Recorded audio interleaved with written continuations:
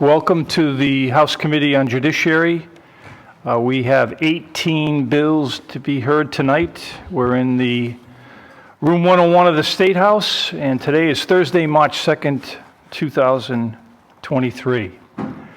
Is a new tradition that we have this year, that we read the purpose of something that's about to happen and always happens at the beginning of every meeting, but now we're explaining it. Before the committee starts hearing testimony on the bills of today's agenda, I'm going to ask for a motion to hold the bills for further study. I'd like to remind the committee that a vote in favor of holding all bills for further study is not a substantive motion, and it does not signify any position on the merits of the bills. This motion is procedural only and simply allows the committee sufficient time to review both verbal and written testimony and to organize the hearings process. So I know that's been a misunderstanding by folks that have mentioned it to me and others, so we're going to be doing that at the beginning of each meeting so people understand what that motion means. So now I'll ask for the motion. Do I have a motion to hold all bills for further study? Motion.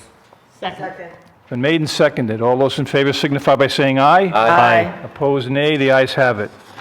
Now we have a bill, let's see, let me find it.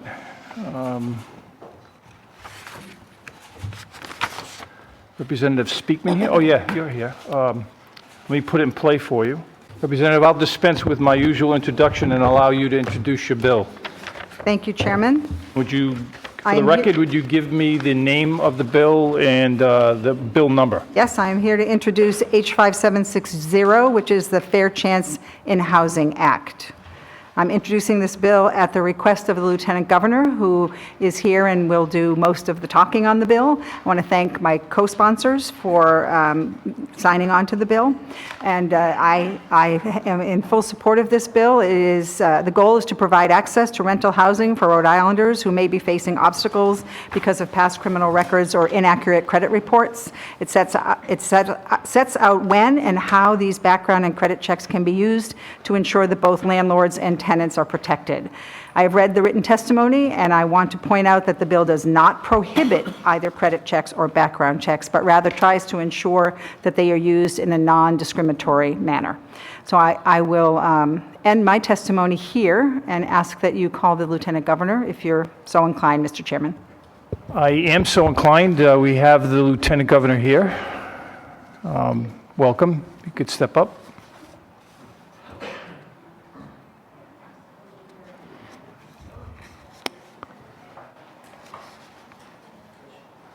Welcome, Governor. Thank you. I would like to ask if it's okay with the chairman. I'm going to ask my senior advisor to come and also testify with me. Absolutely. So, Arlene Rogel, thank you. Thank you so much. I'm debating whether glasses, yes or no. I'm trying to figure this out, so bear with me. You're just getting into it. I've given up a long time ago. Thank you. Thank you, Mr. Chairman Craven, for this opportunity to testify.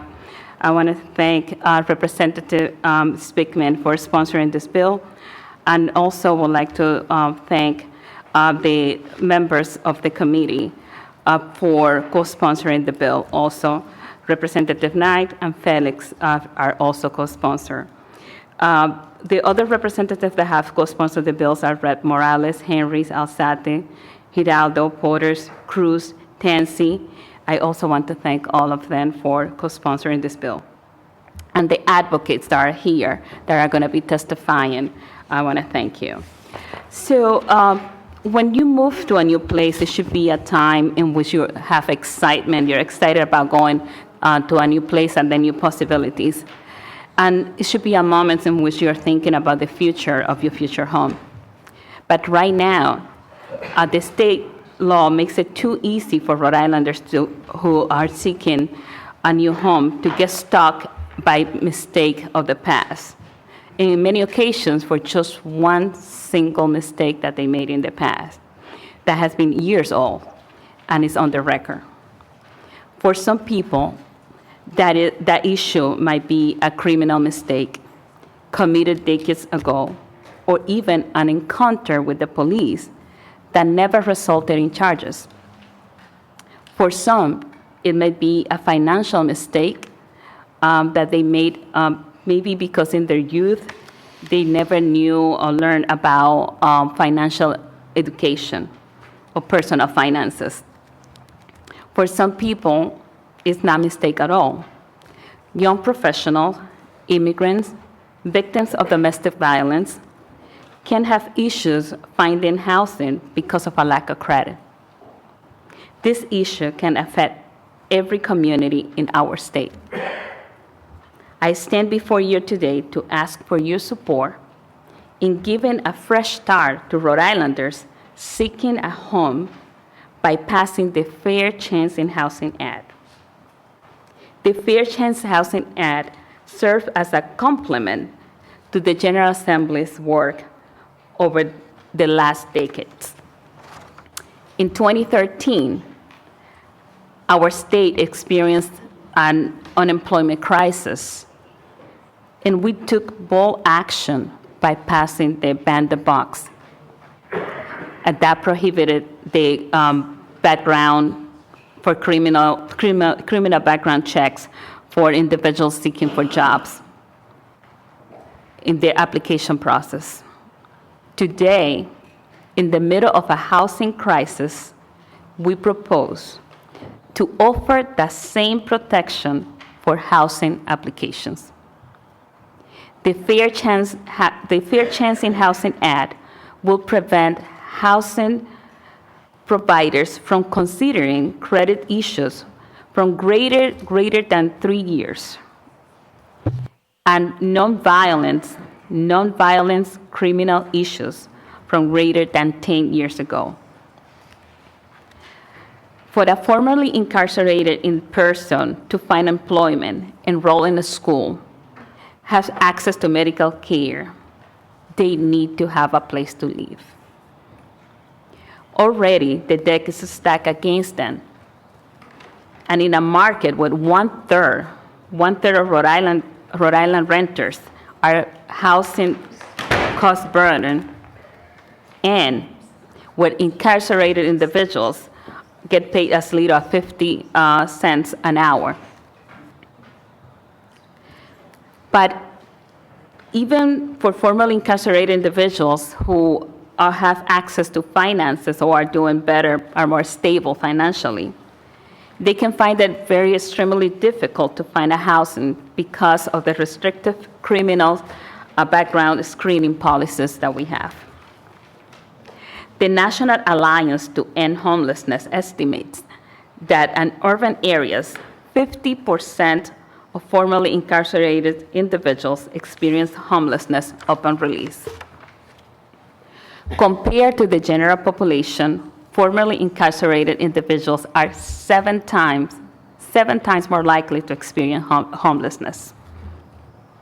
We need to give these people a fair chance to rehabilitate themselves, and that doesn't exist with today's housing market. And to be clear, the existing law does not just poses an issue for those who has been incarcerated. It can prevent even those who has been unjustly arrested or whose record has been expunged from finding housing, especially in cases where a person was arrested but wasn't charged. We cannot allow one single incident to control a person's housing status forever. This bill is not a radical change to our housing providers. It still provides a 10-year look-back period and excludes violence and dangerous crimes. And not only this bill strengthens our protections for justice-affected Rhode Islanders, but it creates a greater protection for those with credit issues as well. This is a comprehensive piece of legislation that protects Rhode Islanders from every walk of life.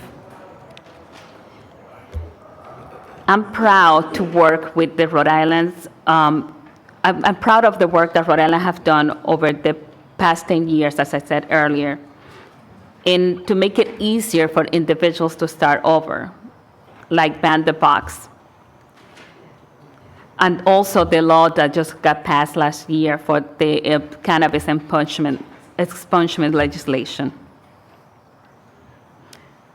It is a credit to our state, to our lawmakers, to go above and beyond to ensure that every person, no matter their past, has an equal opportunity under the law to improve their life. This bill furthers that work and will provide a much-needed second chance to thousands of Rhode Islanders. I want to thank all of the community members who will testify in writing or in person for this bill. I also want to thank everyone who have worked with my office, giving us feedback and comments. Tonight, I'm looking forward to learning even more from your committee and from those testifying today. Together, we can create a stronger version of this bill. As I mentioned earlier, Erling Rogel, who's the senior advisor from my office, he's here with me tonight, and he's able and available to answer any technical questions you may have about the bill. But I want to say again, thank you, Chairman Craven, for this opportunity, and thanks for the committee members for your attention and giving me the chance to speak today. I'm looking forward to your questions and comments. Any questions of the governor?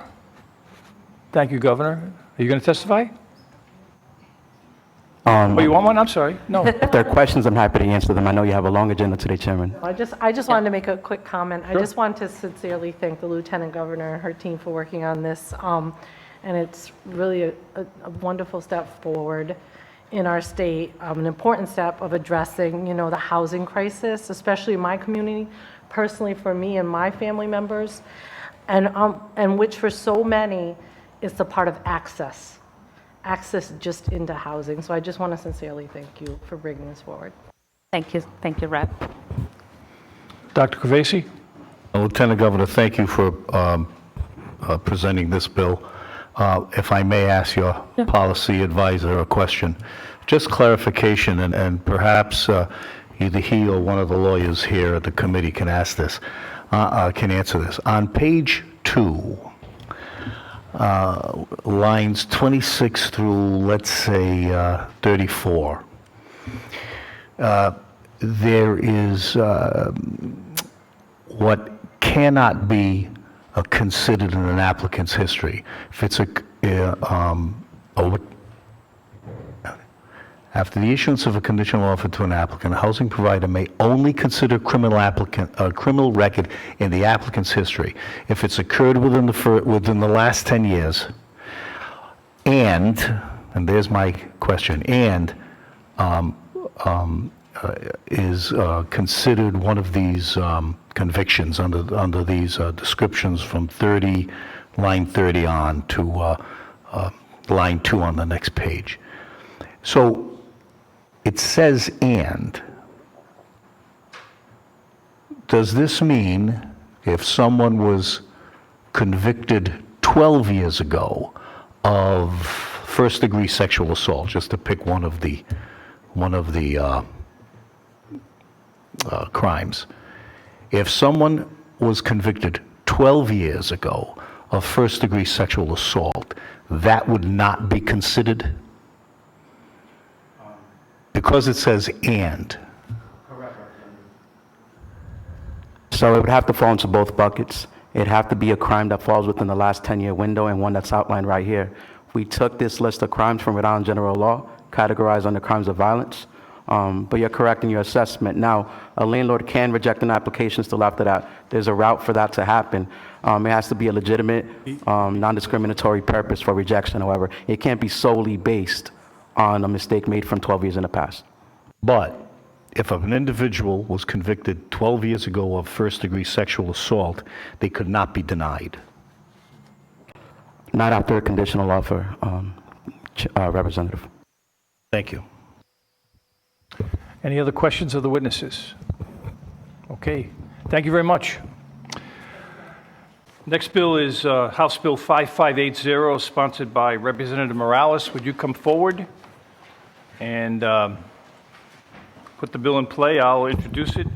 It's an act related to property, Residential Landlord and Tenant Act. It prohibits a landlord and others from requiring an application fee for a prospective tenant or tenants. Violations punishable as a misdemeanor with a fine of up to $500. Floor is yours. Thank you, Mr. Chairman and members of the committee. As presented, House Bill 5580 addresses a very important and critical issue affecting all Rhode Islanders across our state, specifically those who are renters. Because in summary, this bill would prohibit real estate brokers, lessors, sublessors, landlords, property management companies, or a designee from charging prospective tenants a rental application fee, similar to a piece of legislation that was introduced last year. So as we know and continue to hear from our constituents, we are experiencing a severe housing crisis. People are being displaced, outpriced, and are simply just struggling to secure a rental unit across all parts of Rhode Island, regardless of whether you live in an urban community, a rural community, or a suburban community. And while there is a strong sense of urgency within the legislature to build new affordable housing, we also need to focus on addressing a common barrier and unnecessary roadblock to even access affordable and market rate housing in the first place. And that issue at hand is rental application fees. Because oftentimes, when you apply to rent an apartment, you are charged with the fee to submit an application, regardless of whether or not you are even selected to rent the unit. Furthermore, these rental application fees vary and have ranged between $50 to even $200 per application based on the lived experience of our neighbors and also the public listings that are available on Zillow and Craigslist. So to be clear, rental application fees have to be paid when an application is submitted and before the prospective tenant even has the opportunity to see the available unit in person. So as a result, there are thousands of people and families across our state who have been forced to pay hundreds of dollars on rental application fees with no guarantee of even seeing the unit they applied for, much less the sense of security that they've secured the unit. And unfortunately, this issue has continued to worsen as working people and our families across our state are finding themselves in a terrifying cycle of applying for an apartment, paying the required non-negotiable, non-refundable fee, and then failing to secure an apartment. And then they go through the same exact process over and over. For example, I would ask you all to kindly consider the Strong's family, which is sitting right behind me. Their unfortunate story was recently covered in the Boston Globe back in December, as they shared their experience of being displaced from their home, which led to them to search for an apartment where they were required to pay an upwards of $100 per application. And at times, they were even charged the fee per adult who was named on the application. And so over the course of a year, this family of four was forced to live in a motel while spending over $5,000 in rental application fees alone. And the worst part about all of this is that none of those fees that they paid to apply for these apartments ever resulted in them securing a rental unit for themselves. Yet the landlords and the property management companies who collected the fees were able to keep the funds for a profit. So as such, the requirement of rental application fees further reinforces a discriminatory practice based on income and class. After all, people with lower and fixed incomes cannot afford to pay fee after fee just to apply and hope and just cross their fingers that this will be the rental unit in which they are selected. And so again, we have an ongoing situation across our communities where lower income renters are unable to secure housing and are finding themselves on the brink of homelessness. And this is tied to the ongoing surge in demand that we are seeing for shelters and supportive housing programs, which we do not even have enough of to begin with. So I just want to reemphasize, rental application fees are just additional barriers and roadblocks between working people and the ability to access housing. It is also worth noting that the practice of rental application fees has led to cases of exploitation by property management companies and landlords who are trying to squeeze as much profit as possible out of potential renters. Because since the start of the pandemic, there have been increasing reports of rental scams where a rental unit is publicly listed even though it is unavailable. And the reason for that is because the respective property management company and/or landlord wants to collect rental application fees, even if the unit's already occupied. So clearly, this allows for a predatory practice that can drain money away from people on a fixed income, families, and seniors who are desperately searching for a housing opportunity, thus the need to regulate it. And so while I understand that the purpose of rental application fees is to cover the cost of a background and a credit check for a prospective tenant, in reality and in practice, the fees that are being charged exceed the actual costs of these checks, as one can access background and credit checks for roughly $20 and even use public records to access some of the information free of cost. Furthermore, I want to be clear, if you are in the business of making a profit by housing someone, then there are expenses you have to endure just like any other business. And in this case, being a landlord or a property management company in business, you should be responsible for covering the cost to run a credit and/or background check. After all, once a tenant has been selected, the respective landlord or property management company is set to earn the money back relatively quickly. And they're going to earn a consistent monthly income thereafter based on the rent that they are paid. And if the landlord or property management company is concerned about a tenant's ability to pay rent, they're still able to request a pay stub or a proof of income, as the purpose of this bill is just to ensure that they're not imposing any financial barriers just for the purpose of applying. And as noted in this bill, a violation of this law would result in an unfair business practice. And the reason for that is because all too often, we have existing tenant protection laws, but they are hardly enforced due to a lack of penalties or an enforcement mechanism.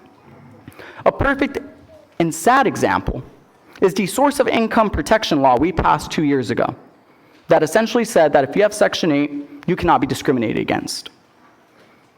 Since passing the law, however, there are still public listings for rental units that explicitly say that Section 8 is not accepted, despite the fact that it is illegal to do so in the state of Rhode Island. However, this continues to happen because the legislation we passed did not have clear penalties or enforcement mechanisms attached to it. And now, so far, several states, such as our neighbor Massachusetts and Vermont, already prohibit rental application fees. And as a result, the sky did not fall. Property management companies did not pick up and leave the state. Instead, they adapted to the law and continued their regular business of renting units. And so all that said, this is a simple bill that will ensure that working people who are in need of housing opportunities are able to apply for a rental unit without the financial burden of application fees, as they already have enough to account for in between having the money ready for a security deposit and the first month of rent. Not to mention that some property management companies or landlords will even ask that you pitch in the last month of rent as well. Thank you. Thank you, Representative. You've got a couple of folks that have a couple of kids and they like to get out of here, and I understand that that's the individuals that you said were being followed by the media. Would That's you correct, call them Chairman. forward? Folks, come on forward.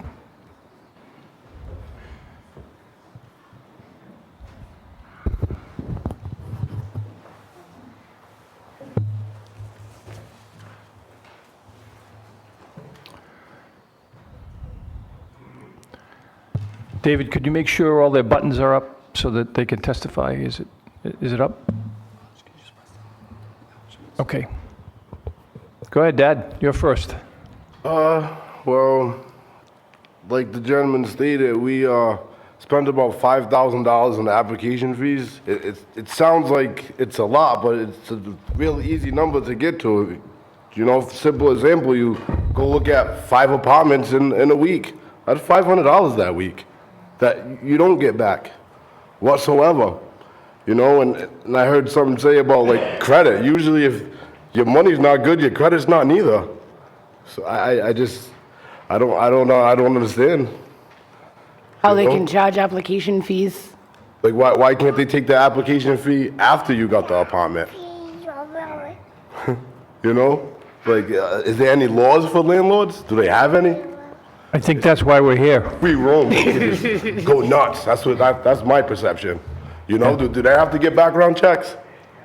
You know, what's their banking like? If our roof blows off when there's bad electrical and our house burns down, well, and we just gave you all this money, what's next? How long have you been homeless? Almost a year in March. March 1st, it was a year. That was 2 years. For working, law-abiding citizens, can't find a house in the own state that we work in. Provide taxes to. That's why we're here, to see if we can help you with that, and we will. Yeah. Okay? Anything else? I know it's emotional, and part of your testimony is so that people can see really what it's like. Well, we spent the last year of our life looking for a house. We spent $40,000 to stay in a hotel for 8 months.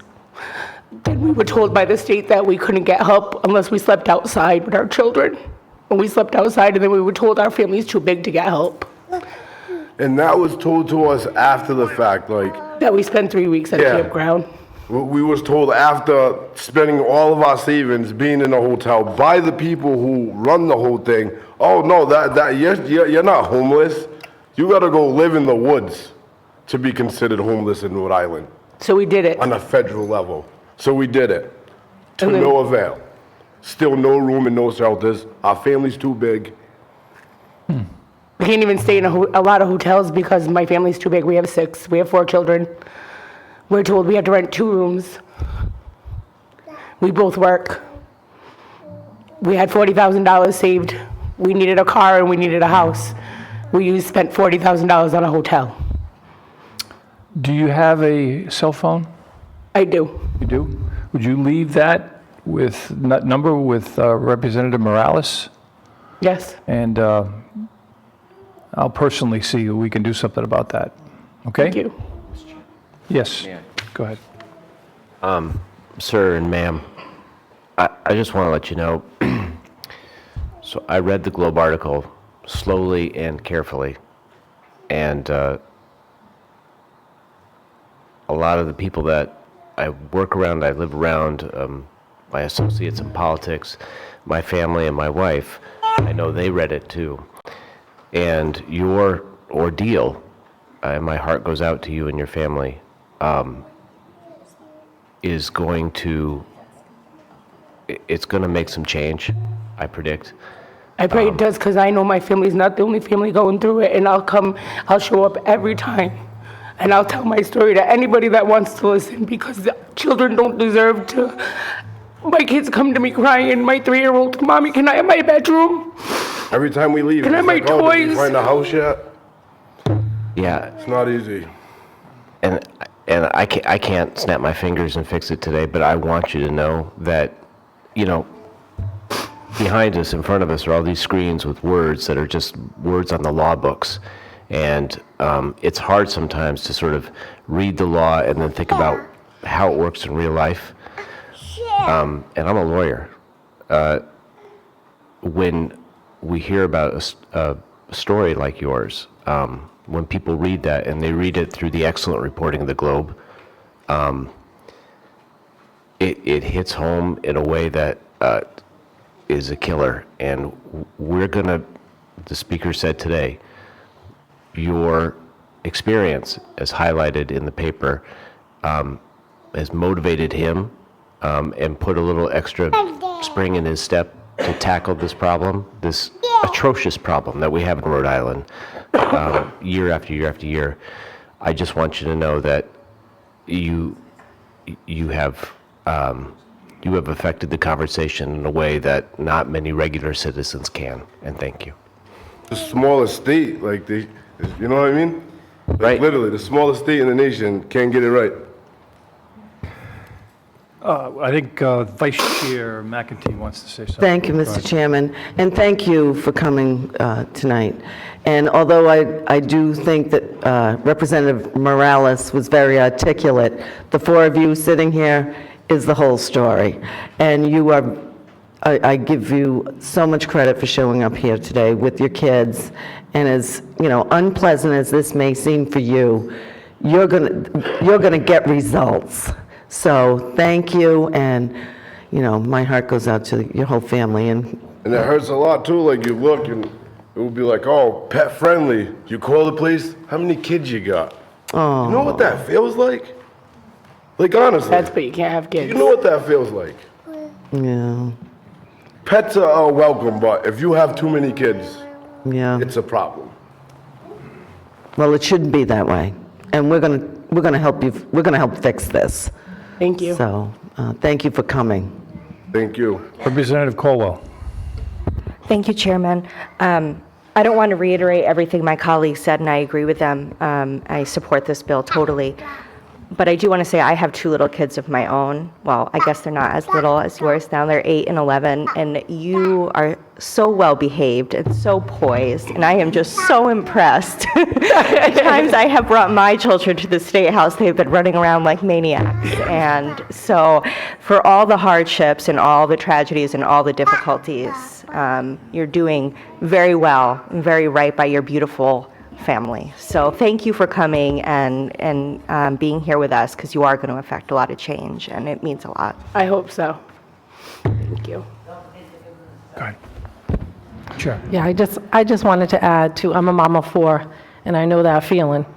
And this is my first year here, and this is a big thing. And I want to say how powerful it is that you're here.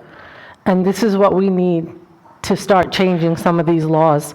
Because I've seen earlier drafts where there were fees, or they would just reduce it or mitigate it. No, it needs to be banned. No application fees. And I know, Rep. Morales talked about, it could be a cost. There's no cost to look someone up. There's no cost to get a Credit Karma report. Like, There's none, how right? long does that And go on? We know that. Do people say, oh, I'm gonna take the next 2 months and just take application fees until I decide to. Right. Who I Like, want in there. It's a disincentive to even rent it out, right? Yeah, So it's like, I run an early childhood visiting program, I go day and day and day, not only myself going through, but day and day and day with moms and babies just like yourself. And this is what's happening. But I wanted to just say that you here is how it's going to happen. You here, and your voice is being heard here. So I want to sincerely thank you for being here. Any other questions by members of the committee? I want to thank you guys for coming. I know it's hard for you. It's hard. So we've got 2 problems here. One, a piece of legislation that fixes the larger problems, and one that we've got a family of 6 that doesn't have a home and has spent tens of thousands of dollars trying to find a place to live. I promise you, I'm a pain in the neck. I'll fix it. Thank you. Thanks. Thank you.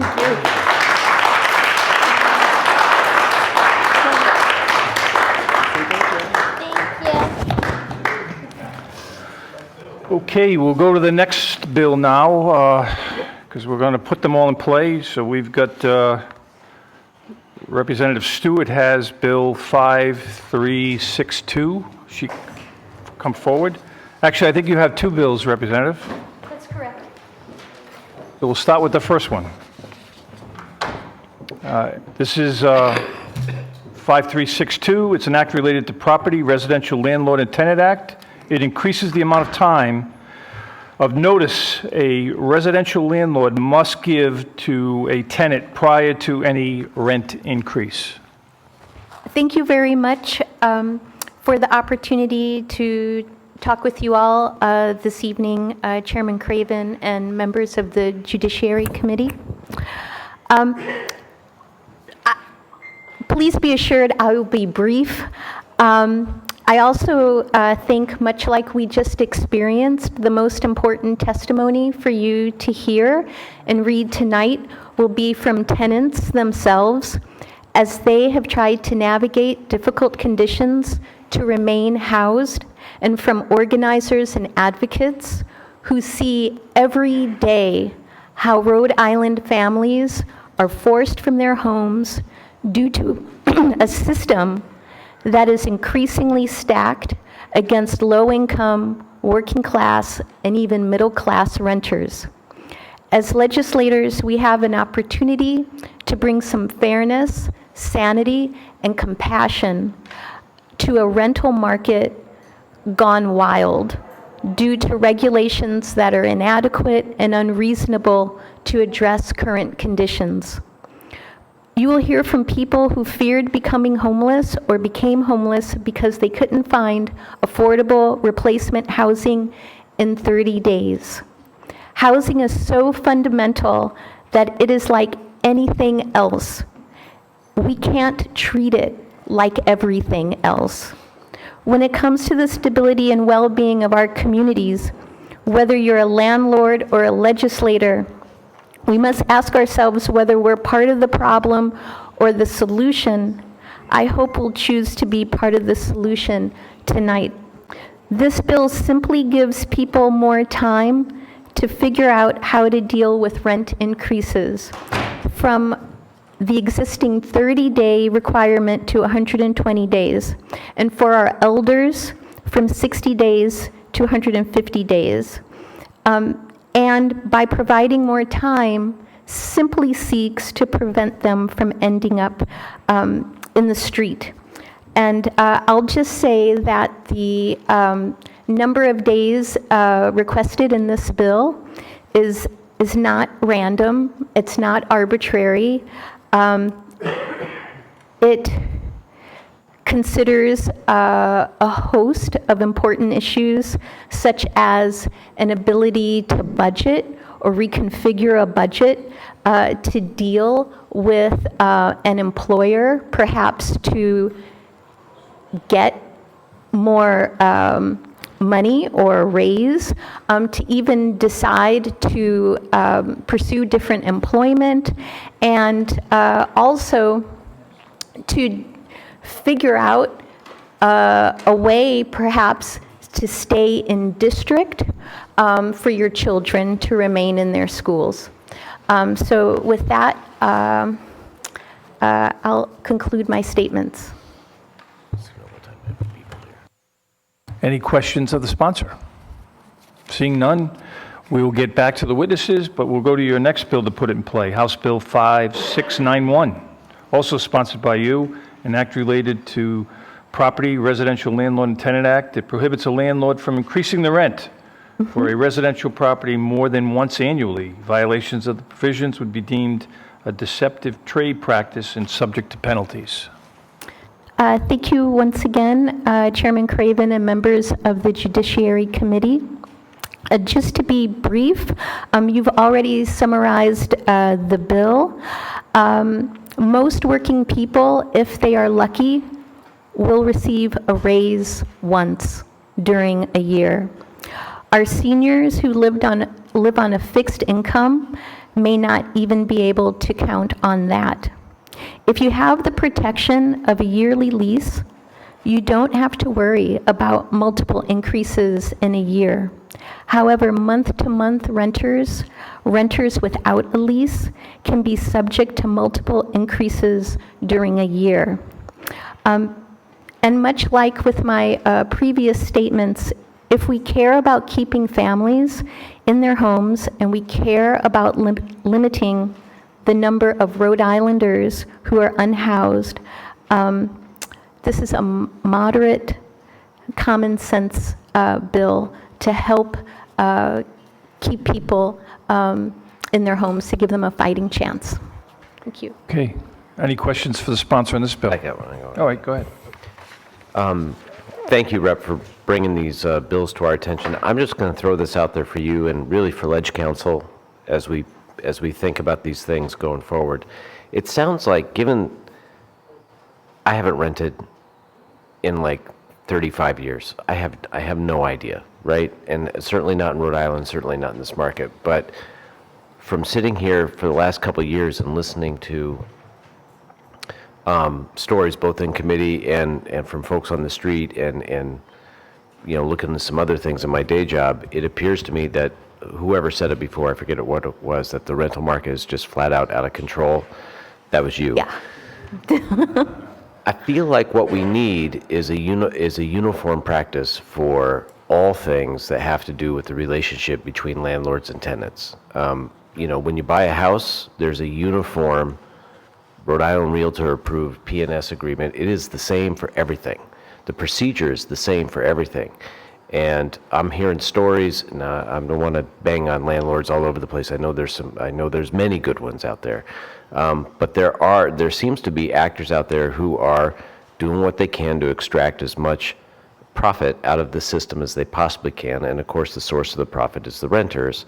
And then you can wind up with problems we just saw with this family that was before us. So it's an idea for all our reps, from application to selection, to the management of the relationship during the rental period, to the end of the relationship, however that is. Right now, the only piece of that is really codified is the eviction process. And we should probably think about codifying the rest of it so that everyone makes money who wants to be in the market, but the renters are treated fairly and know what they're going to get landlord to landlord to landlord. That's my 2 cents. Any other questions? Thanks very much. Thank you. Representative Giraldo.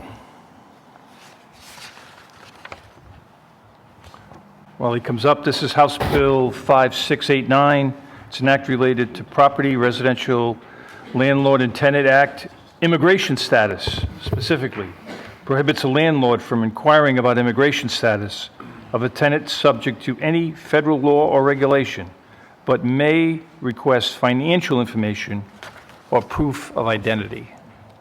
Your floor. Wonderful. Thank you, Mr. Chairman and members of the House Judiciary Committee. First off, I just want to say I'm happy to join so many others that have spoken today about really important bills that will respect our Rhode Island renters.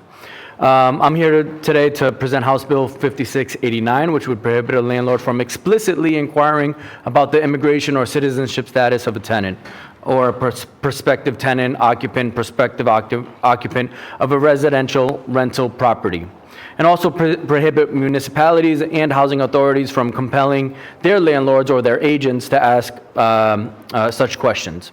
Though I'd like to be clear that nothing in this law, as you had just mentioned, prohibits a landlord from complying with any legal obligations under federal law or application, or requesting information or documentation necessary to determine or verify the financial qualifications of a potential tenant. So in my view, you can still ask for all of the standard things. You can ask for verifying information, pay stubs, past utility bills, verification of work, all of that. And the sort of good news is that for the overwhelming majority of landlords in Rhode Island, this is a non-issue.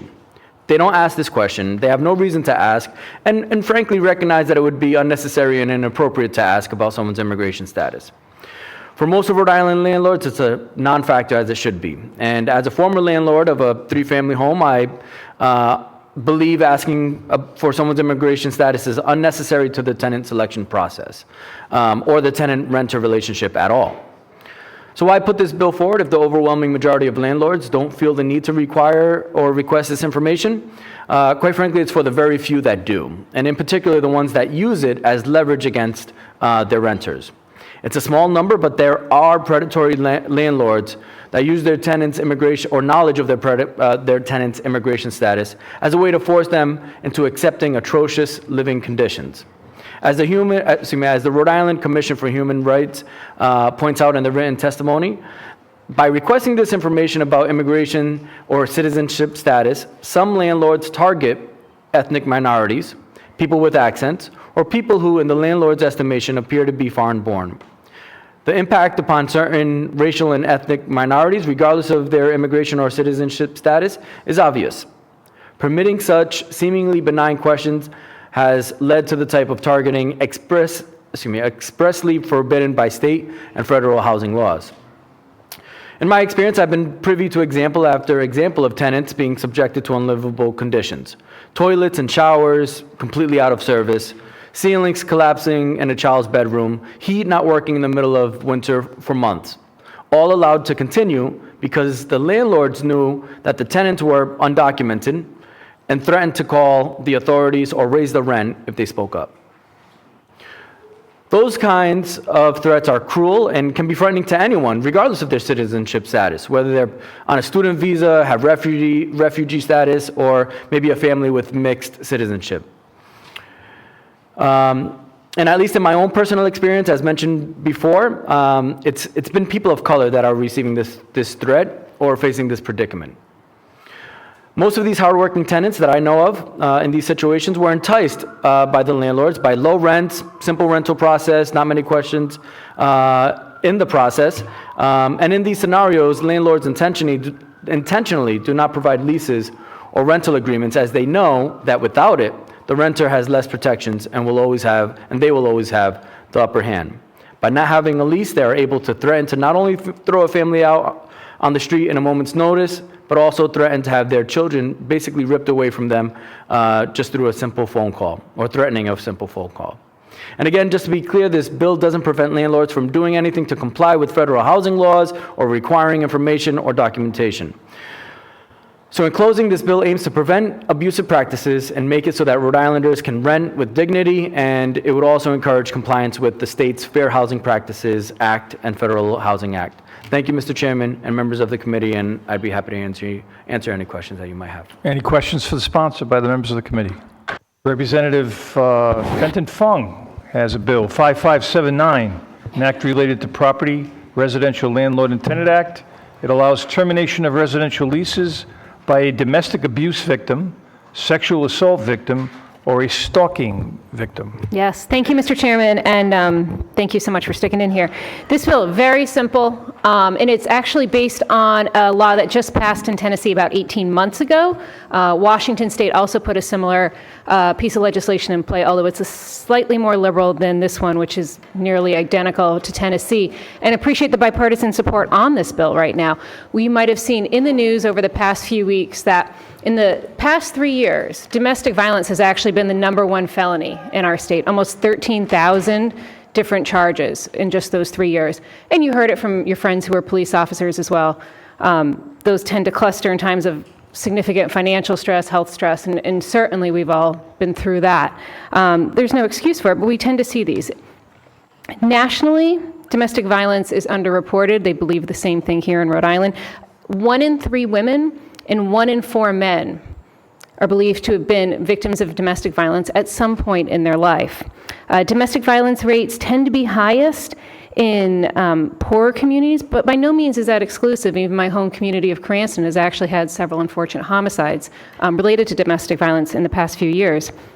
The top cities in Rhode Island for these charges so far in this period was Woonsocket, Pawtucket, Central Falls, and Providence, and all of them tend to be high rental communities.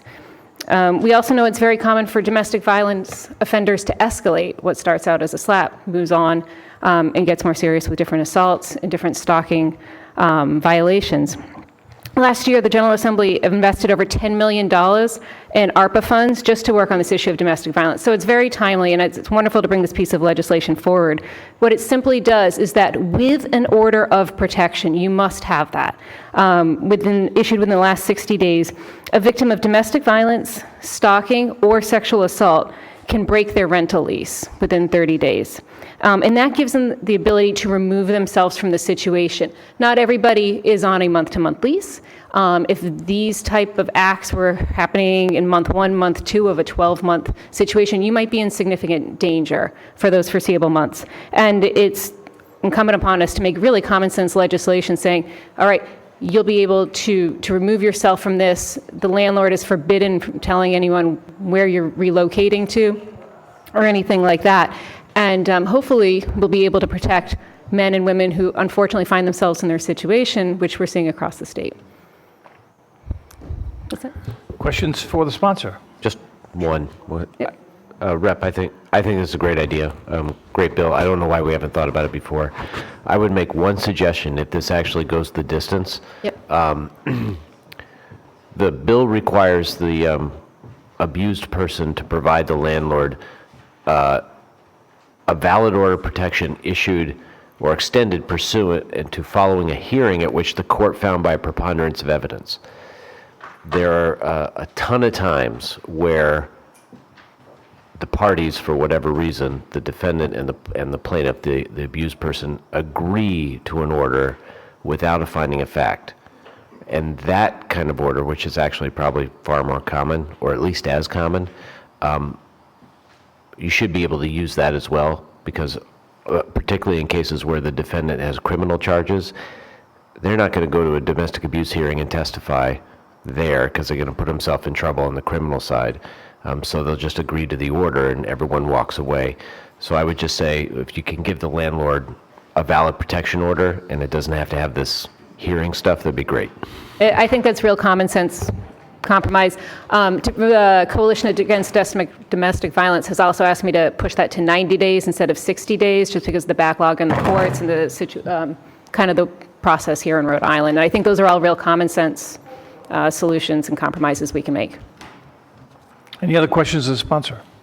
Thank you very much. Thank you so much. Okay, Representative was second chair, second vice chair at night, an act related to courts and civil procedure generally, cause of action. This bill, House Bill 5438, permits a signed release to be transmitted to the party responsible for paying the settlement or their attorney by electronic means.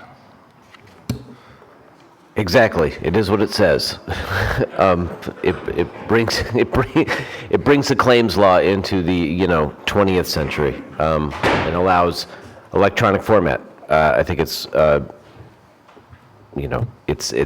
it brings the law at least somewhere near where we are today in terms of business practices.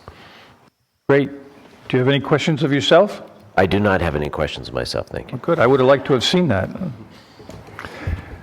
Representative Edie Agello, you want to do your bill? Sure. Okay, it's House Bill 5443, sponsored by Representative Agello. It's an act related to domestic relations. Solemnization of marriage requires a return of a marriage certificate to be filled within 2 business days after the ceremony and validate the common practice of filing the return by mail. Thank you, Mr. Chairman.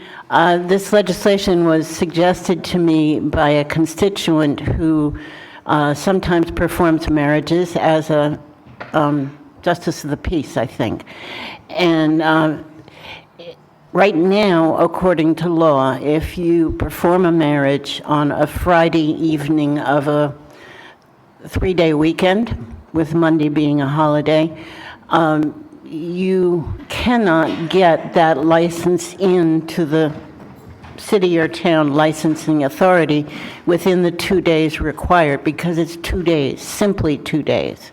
So this legislation would change the law to be 2 business days. So if the marriage were performed on Friday of Columbus Day weekend, the license could be turned in on Tuesday or Wednesday afterwards. It also allows in law something that I understand has become common practice. Many times the completed license is mailed to the licensing authority. Right now, that's not really permitted, but canvass clerks are accepting them. So it just is sort of recognizing where we are and putting that in law. I believe the House has passed this legislation in the past, and it didn't pass the Senate. So trying again this year. Thank you. Happy to answer any questions. Sure, I'm sorry, go ahead, Doc. Representative Agello, I certainly support the bill, but didn't we, why do I get a little sense of deja vu with this bill? Did we pass this out of the House? Yeah. No, we passed it out of the House. Yeah. Right. Okay. So this is not the first time we've dealt with this. No, your deja vu is accurate. Okay, thank you. Edie, is there a problem in the Senate with this bill? I believe it just sort of got lost in the Oh. mix. Thank you. Any other questions? Okay, which brings us to Representative Cruz's bill. It's an act related to Property Residential Landlord and Tenant Act. It provides that landlords would pay interest on security deposits in residential landlord-tenant matters. Thank you for that introduction, Mr. Chair. So that's simply what this bill is that a renter would receive back their interest on the security deposit by 5%, or if otherwise shown, yearly or at time of leaving the residence. I just want to note that there's 13 states already and DC that have this on the books, so it's not something new, including Connecticut, Mass, Illinois, New York, and New Jersey. And again, this is just simply a part of what Rep. Knight said earlier, is around just building some of the process. We have a really good one around eviction, but how about other parts of the landlord-tenant relationship? And this is one of those. And definitely could give tenants a head start too when they're leaving a property, when they have to move on. So take any questions. Any questions of the sponsor? Seeing none, we'll go to the next bill we're going to put in play. It's sponsored by Representative Falella. It's an act related to modifying the summons for eviction for reasons other than non-payment of rent with the district court, to add a certificate of service section and provide the option to post the summons/complaint conspicuously on the door of the defendant/tenant's dwelling. And she asked me to just read something. And that would complete the testimony on this bill. Dear Chairman and members of the Judiciary Committee, please excuse me for not being in attendance this evening to introduce 5514. Please know this is a Residential Tenant Protection Act piece of legislation. The bill corrects a flaw in the existing law by bringing uniformity to how eviction cases are served. The goal is to minimize confusion for the defendant/tenants. It reduces waste and costs in the court system by eliminating frivolous hearings caused by defendant/tenants who willfully avoid service of the court process. Unlike rent cases, these deal with problem behavior, threats, drug dealing, lack of hygiene that impacts neighboring residents, and failure to comply with HUD rules. This bill does not change eviction procedures or protections in any way. It only brings uniformity to the service process that addresses where defendants/tenants are living. Thank you for your consideration. Okay, so that would conclude testimony on House Bill 5514, so all the bills are in play now, and I use that lingo because that's something that makes sense to me. This is not a hockey game, especially with the serious issues we're dealing with. But now we're going to go through, there are, I don't know, a couple of hundred maybe more, of witnesses that are potentially available. When your name is called, you may testify on any bill that's in play. And so you will be given a short period of time. I'm suggesting, because if you do the math, if there's 200 people here, and I'm using that as an approximation, and everybody speaks 2 minutes, you do the math, we're going to be here until after midnight. So I don't want that to happen, and that's just using 2 minutes. So I'd like two things. First of all, keep to a 2-minute time frame, and please don't repeat what someone else says. And if you have written testimony that you intended to read, you can summarize it briefly, and what is more relevant and helpful to the people that are sitting up here on the dais with me is when you hand it to the clerk and she makes a copy, she'll give it to us and we read it. And it's reflecting on something with a cup of coffee in the morning is a lot better than hearing someone read something to you at midnight. That's been my experience for the last 11 years. So with that practical suggestion, and I've identified what I think the concerns I have are about making this process as efficient as possible, we will go to this list. It's actually for, well, it doesn't matter what bill it's for. These are the tenant bills, so that'll be helpful. And the first person is TJ Urema. Is he here? No? Okay.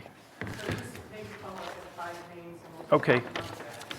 Not a fun story, not an exciting story. Go ahead. Chairman, members of the committee, my name is Lynette Forey-Menard, and I'm here on behalf of the Rhode Island Association of Realtors. I will try to, there are a couple bills, so I'm just going to hit the highlights of each one and try to give you a feel for at least what the association has got in their mind. I'll start with 5579. This is Representative Fenton Fung's bill that permits victims of domestic abuse and sexual assault to terminate the residential lease. The association supports the intent of this bill. They're going to be coming forward to you at a future date with some suggested amendments. And I think Vice Chairman Knight also brought up one too, so we were trying to think of putting that bill together. I'll move on. The next bill, 5760, is the bill that proposes numerous changes. This was Lieutenant Governor Matos's bill. It deals with the screening of prospective tenants and limits the use of credit background checks and the criminal history. The association is reaching out to the Lieutenant Governor to try to work on some alternative language. We do have some concerns about some of the changes that are being made, and one of them, Chairman Corvais brought up, there is some concern about extending that time to 12 years for well, really 10 years, for violent crimes. And there are some other details. But again, we'll be submitting full details to the committee with suggested amendments. Okay, now I can get into the other four. And again, I'll be brief.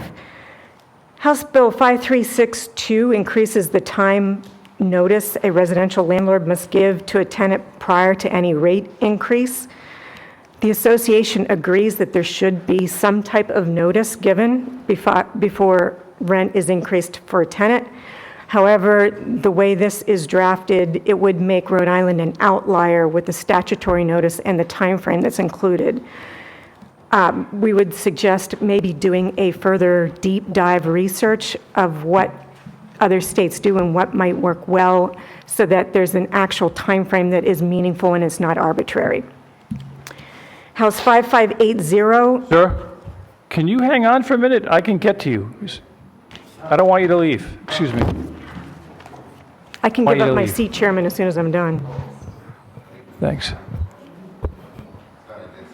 No. Come up. We want you to come up here and sit down so you can testify. I know you've got a young one there. Thanks. I'm sorry, go ahead.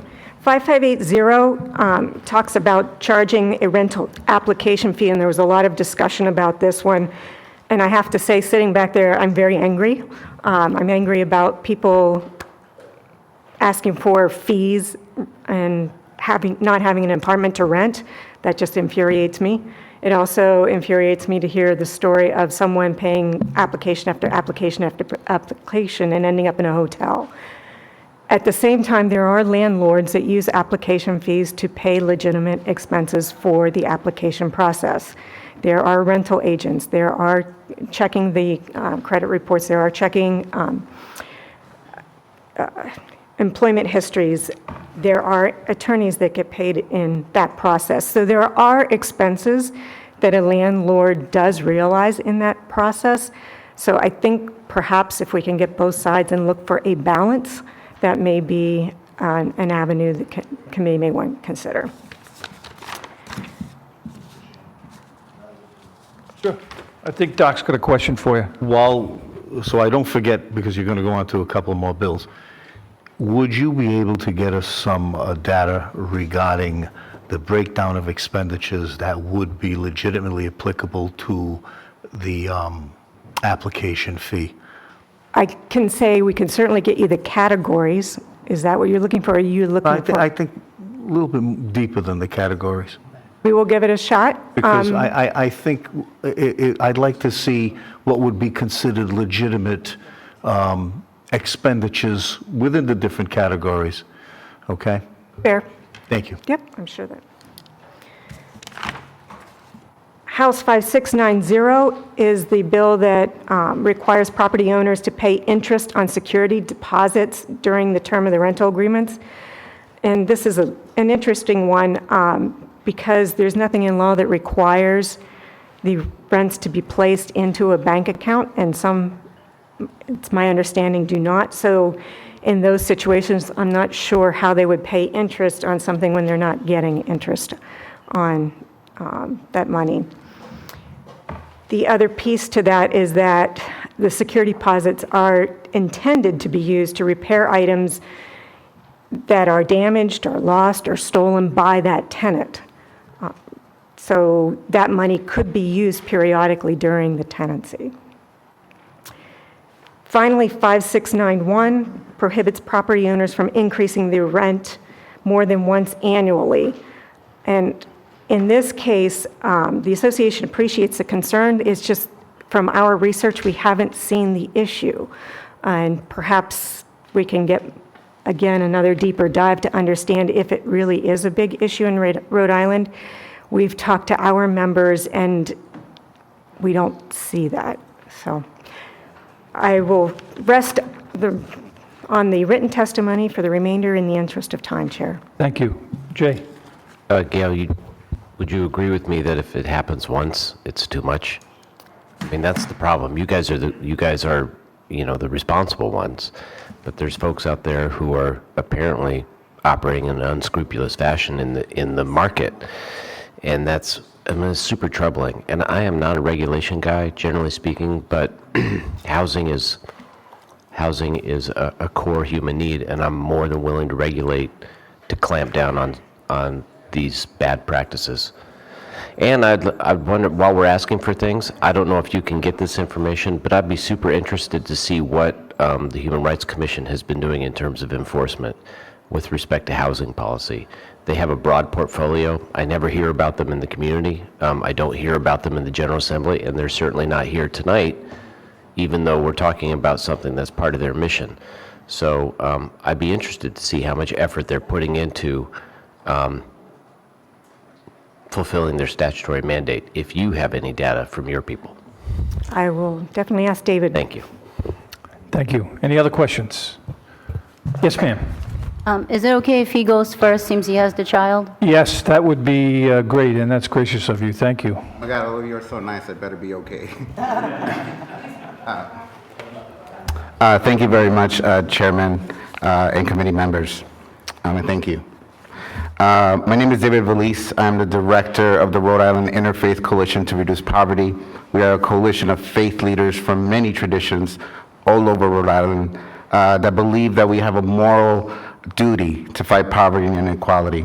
I'm here to testify in support of Bill 5362, which extends the notification for rent increase, for Bill 5580, which cancels out application fees, for Bill 5689, which prohibits a landlord from asking immigration status, 5760, which prohibits a landlord from using certain criminal records, 5691, which prohibits a landlord from raising the rent several times a year.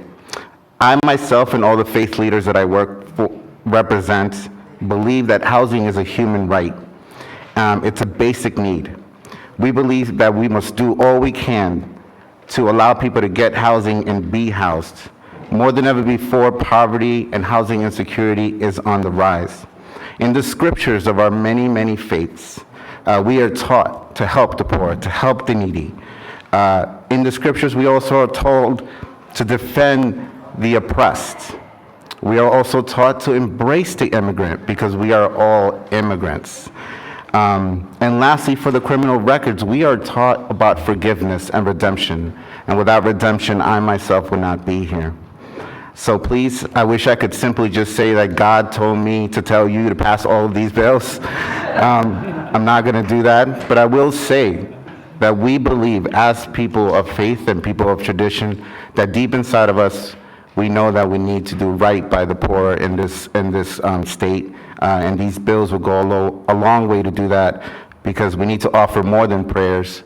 We need to put our faith into action, and that's what they do. Thank you so much, committee, and I'm going to run, but thank you, everybody. Thank you, thank you. Say goodbye to your daughter for us. My daughter, Amelia, thank you. Yeah. Make sure you get something to eat on the way home. Yes, ma'am. Hi, my name is Wilma, and I just want to thank you all for having me here tonight, or allowing me to speak my testimony. I'm a formerly homeless individual. I was homeless due to aging out of foster care. I spent 4 years living on the streets and finally got housed through Section 8. I currently live in Pawtucket, but I have yet to experience being at risk of being homeless again 4 times within the last 20 years due to no fault of my own, from landlords purchasing properties that I've lived in or houses going in foreclosure, and I had to move. I'm here to support most of the housing bills, but the top 2 that I'm here to support is the one submitted by Lieutenant Governor, which does the credit checks and the credit score and the criminal background. As she stated in giving her testimony regarding the bill, I was never taught financial literacy growing up. It wasn't something that's really promoted in African American, Native American cultures, which is what I am.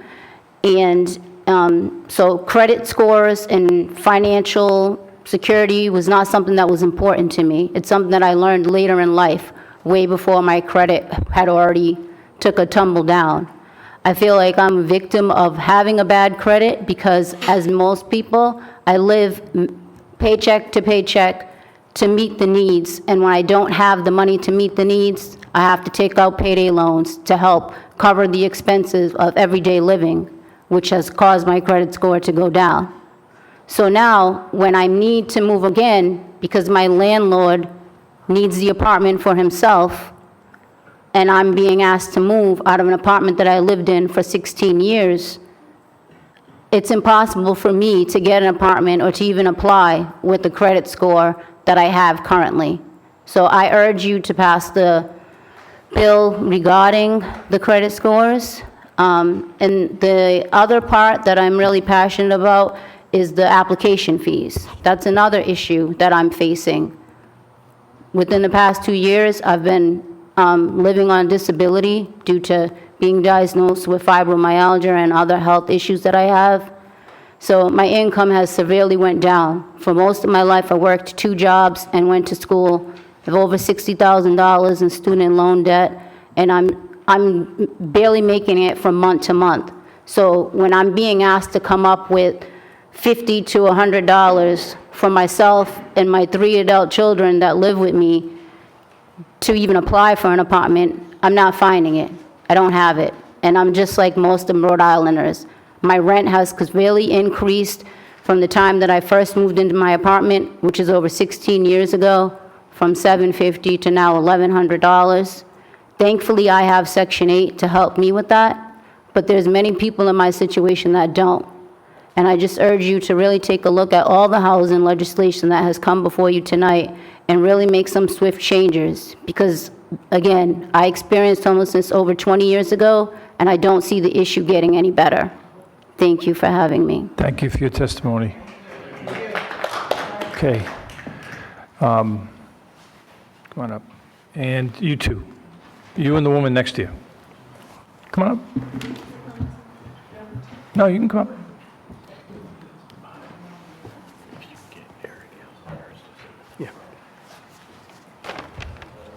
2 minutes.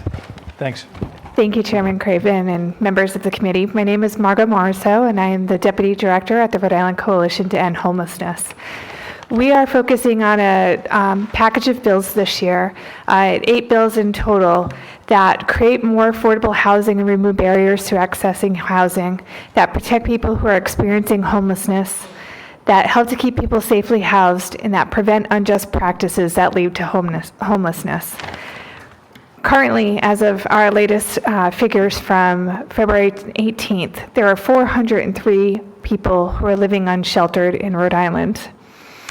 We also have 1,207 people on waiting lists for shelter in Rhode Island. The shelter system is at capacity, and we're looking at legislation that will stop the bleeding here in our state. We need to get people safely housed, but we also need to make sure that nobody else is entering the homeless system here in our state. We are in strong support and are championing the Fair Notice Bill from Representative Stewart, H5362, the Application Fees Bill from Representative Morales, H5580, and the Fair Chance in Housing Bill from Representative Speakman, H5760. We're also in support of bills that were heard here tonight, H5689 and H5690 and H5691. What I want to highlight is in the application fees bill, we have noticed that this has been a leading cause to preventing people from getting housing. I experienced it myself. Last year, I had my niece living with me due to a tragic situation. And she was working every day, saving up money to get her own apartment and get off on her own. And she was paying, she would come back, Auntie, I saw another apartment today, but they wanted $200 for me to apply. And they wouldn't even consider her unless she paid that $200. But the saddest part about it is that she was paying these application fees to landlords who never even called her back and never even invited her to see an apartment. So she lost hundreds of dollars in her apartment search for getting her first apartment, which was absolutely terrible. So I got to see that firsthand. One of the other issues that we've been hearing are numerous people calling our coordinated entry system who are at risk of facing homelessness and feel like they're weeks away from homelessness because their landlords are increasing rent, sometimes by thousands of dollars. We had one person who called last week and her rent had been increased by $1,200 with only 30 days notice. So this is a big issue that we're seeing that is leading to causes of homelessness in our state, and we strongly urge you to consider passing these 3 bills. Thank you so much. Thank you. Yes, sir. Yep, that's it. You're up. All right. My name is Nathan Emery. I'm an individual and a Rhode Island resident who cares deeply about the people here. I support most of these housing bills, but in particular, 5580 by Representative Morales and 5362? Yeah, sorry, by Representative Stewart. I agree with what Representative Knight said. If some of these stories happen once, it's too many. You know, raising rent, most people live paycheck to paycheck and don't have money put off. So when their landlords tell them, your rent is going up, you have 30 days. 30 days is not long enough for them to adapt.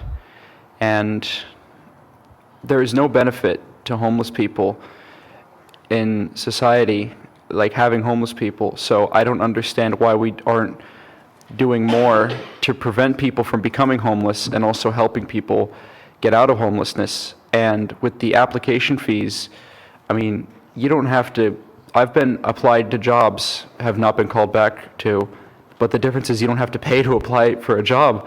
I don't see why you have to pay to even get a chance to be considered for an apartment. And many homeless people are prevented from getting houses, and because they don't have much money and they don't have the ability to apply. So it digs them into a deeper hole against their will with no fault of their own. And I strongly urge the committee to act swiftly on these bills. And thank you for the time. Thank you. Yes, sir. Good evening to you all. Thank you for the opportunity. I'm a small business owner and I own some rental real estate along with my wife. The idea was to pay it off and use those funds to educate my children. In the interest of time, I'm only going to oppose one bill, 5760, which limits the use of credit reports and background checks. Folks, these are the only tools that mom and pop for landlords or homeowners like us have. I cannot sleep with my front door open. I don't think you do either. I have a responsibility to see who's coming and gonna stay in my house. You know, I have plenty of bills to pay, property taxes, water, sewer, electric, you know, mortgage bills. It seems like in the last 6 months or a year that things are coming down hard on homeowners just because there are some ills in society or problems with housing. Yeah, I mean, sell a bond, make more public housing. Don't put this on the backs of small mom and pop people. It's not fair, it's not right. Without background checks or without a credit check, you can't even buy a car. So how do you expect people to give out the keys to their apartments without, you know, using tools like these? As far as the application fee is concerned, here's what I do. I use a service. I don't even collect the application fee. If I see that the application is good, you know, they make the income and they have the savings to support this rental, I send them a link through the third-party service, they pay the fee directly. And that's what we do. It's not like collecting checks from everybody. You know, there is a cost to doing business. That's all I got to say. Thank you very much. Okay. Next three witnesses, Phil, Eric, and Steve Brown.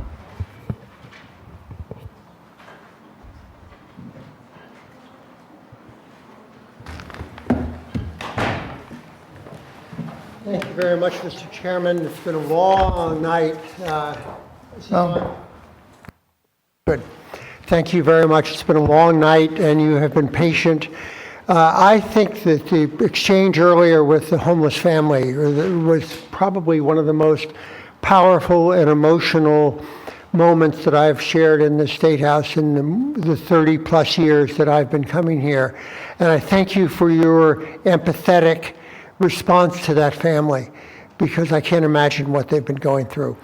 I'm here representing the Village Common of Rhode Island, which is a voluntary organization working with older adults, helping them stay in homes that they love. We started in 2015 in Providence and part of Pawtucket. We've now, we morphed into a statewide organization in 2019, and we now have 4 villages scattered across the state. Our latest numbers are that we have about 399 members and almost 200 volunteers who do everything from rides to home helps to help with technical support to walking groups. I won't begin to run the list down for you, but it's a long list of things that help people stay in their home and survive. And on behalf of the Village Common, I want to speak to just 3 bills very quickly. We haven't had a chance to go through all of the housing bills. I personally support many of the others, but the Village Common leadership has not had a chance to affirm them. But the 3 that we have, Representative Stewart's bill 5580, which extends the time for notice for people before they can receive a rate increase. I won't rehash that because you've already done it, but it is tremendously important that we recognize that people can't just turn up money. I think it's especially important for some older people.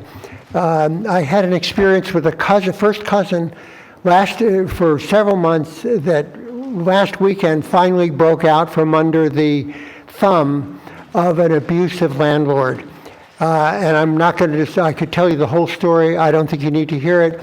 But the point is, he was an artist who never made much money, never had much Social Security, and was desperately alone and was considering suicide.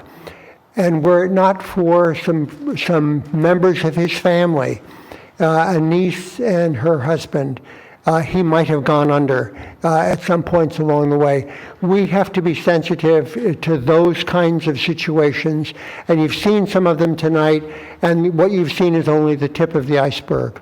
So I hope that you will pay attention to Rep. Stewart's bill. The question, I would mention the other bills, 5580 by Representative Morales, which his indignation was powerful and appropriate. And then finally, 5689 from Representative Giraldo about the immigration warnings. I want to go back to Representative Morales's bill about the rental fee. You've just heard about it a moment ago. My wife and I had a two-family house on the south side of Providence for 29 years. We never asked for an application fee. I am astonished to hear that landlords, sometimes corporate landlords, are collecting these fees even from people that they never call back. I think that they must absorb those costs, and so must the local landlord. We need to do vastly better. I do want to congratulate all of you and the General Assembly, because in the last 3 years you have made more progress towards safe housing than I think in the 30 years before that. You have done bond issues, you have done allocations from the ARPA funds. These are the right things to do. What these bills that are before you now for housing do, for the most part, is that they fill in the cracks in places that I don't know if they're covered by the package that the speaker presented earlier today. But this, you're moving in the right course. Continue to close these gaps so that we don't leave people stuck by these unbelievable application fees, by these hasty deadlines that force them to move, and by background checks that wind up discriminating particularly against people of color. We have to do better than we've done. And I'll stop with that, but glad to answer any questions. Any questions for Phil? Good to see you. Say hello to your wife for me. Eric. Chairman, thank you. Thank you, representatives. I'm here this evening on behalf of the Coalition Against Domestic Violence. I want to thank you for prioritizing the issue of ending domestic violence in the state for the past several years, and look forward to continuing to working with you all to try and end domestic violence in the state. We did submit written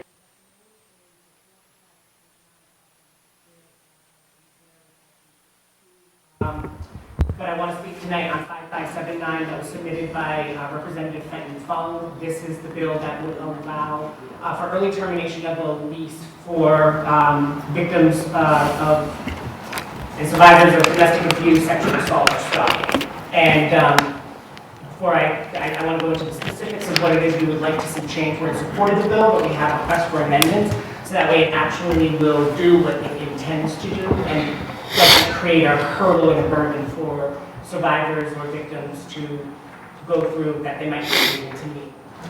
Domestic violence is one of the leading causes of homelessness for women and children. And to that end, on page 2 of the bill, if anybody who's looking at it, lines 17 to 22, this is where we want to see most of the changes. As Representative Fenton Fung had said, we did speak with her this morning. We want to increase the amount of time that a victim or a survivor can procure the documents from 60 days to 90 days. And we also want to amend the language to include rather than just a restraining order or a specific protective order, we want to expand that to include protective orders for domestic violence, sexual assault, parentage proceedings, criminal harassment cases, criminal no-contact order issued at arraignment for harassment crimes, civil anti-harassment protection orders, criminal no-contact order due to domestic violence charges, or a restraining order issued as part of a divorce dissolution proceeding. And we also want to add something that we think is very important, which is a report signed by a qualified third party.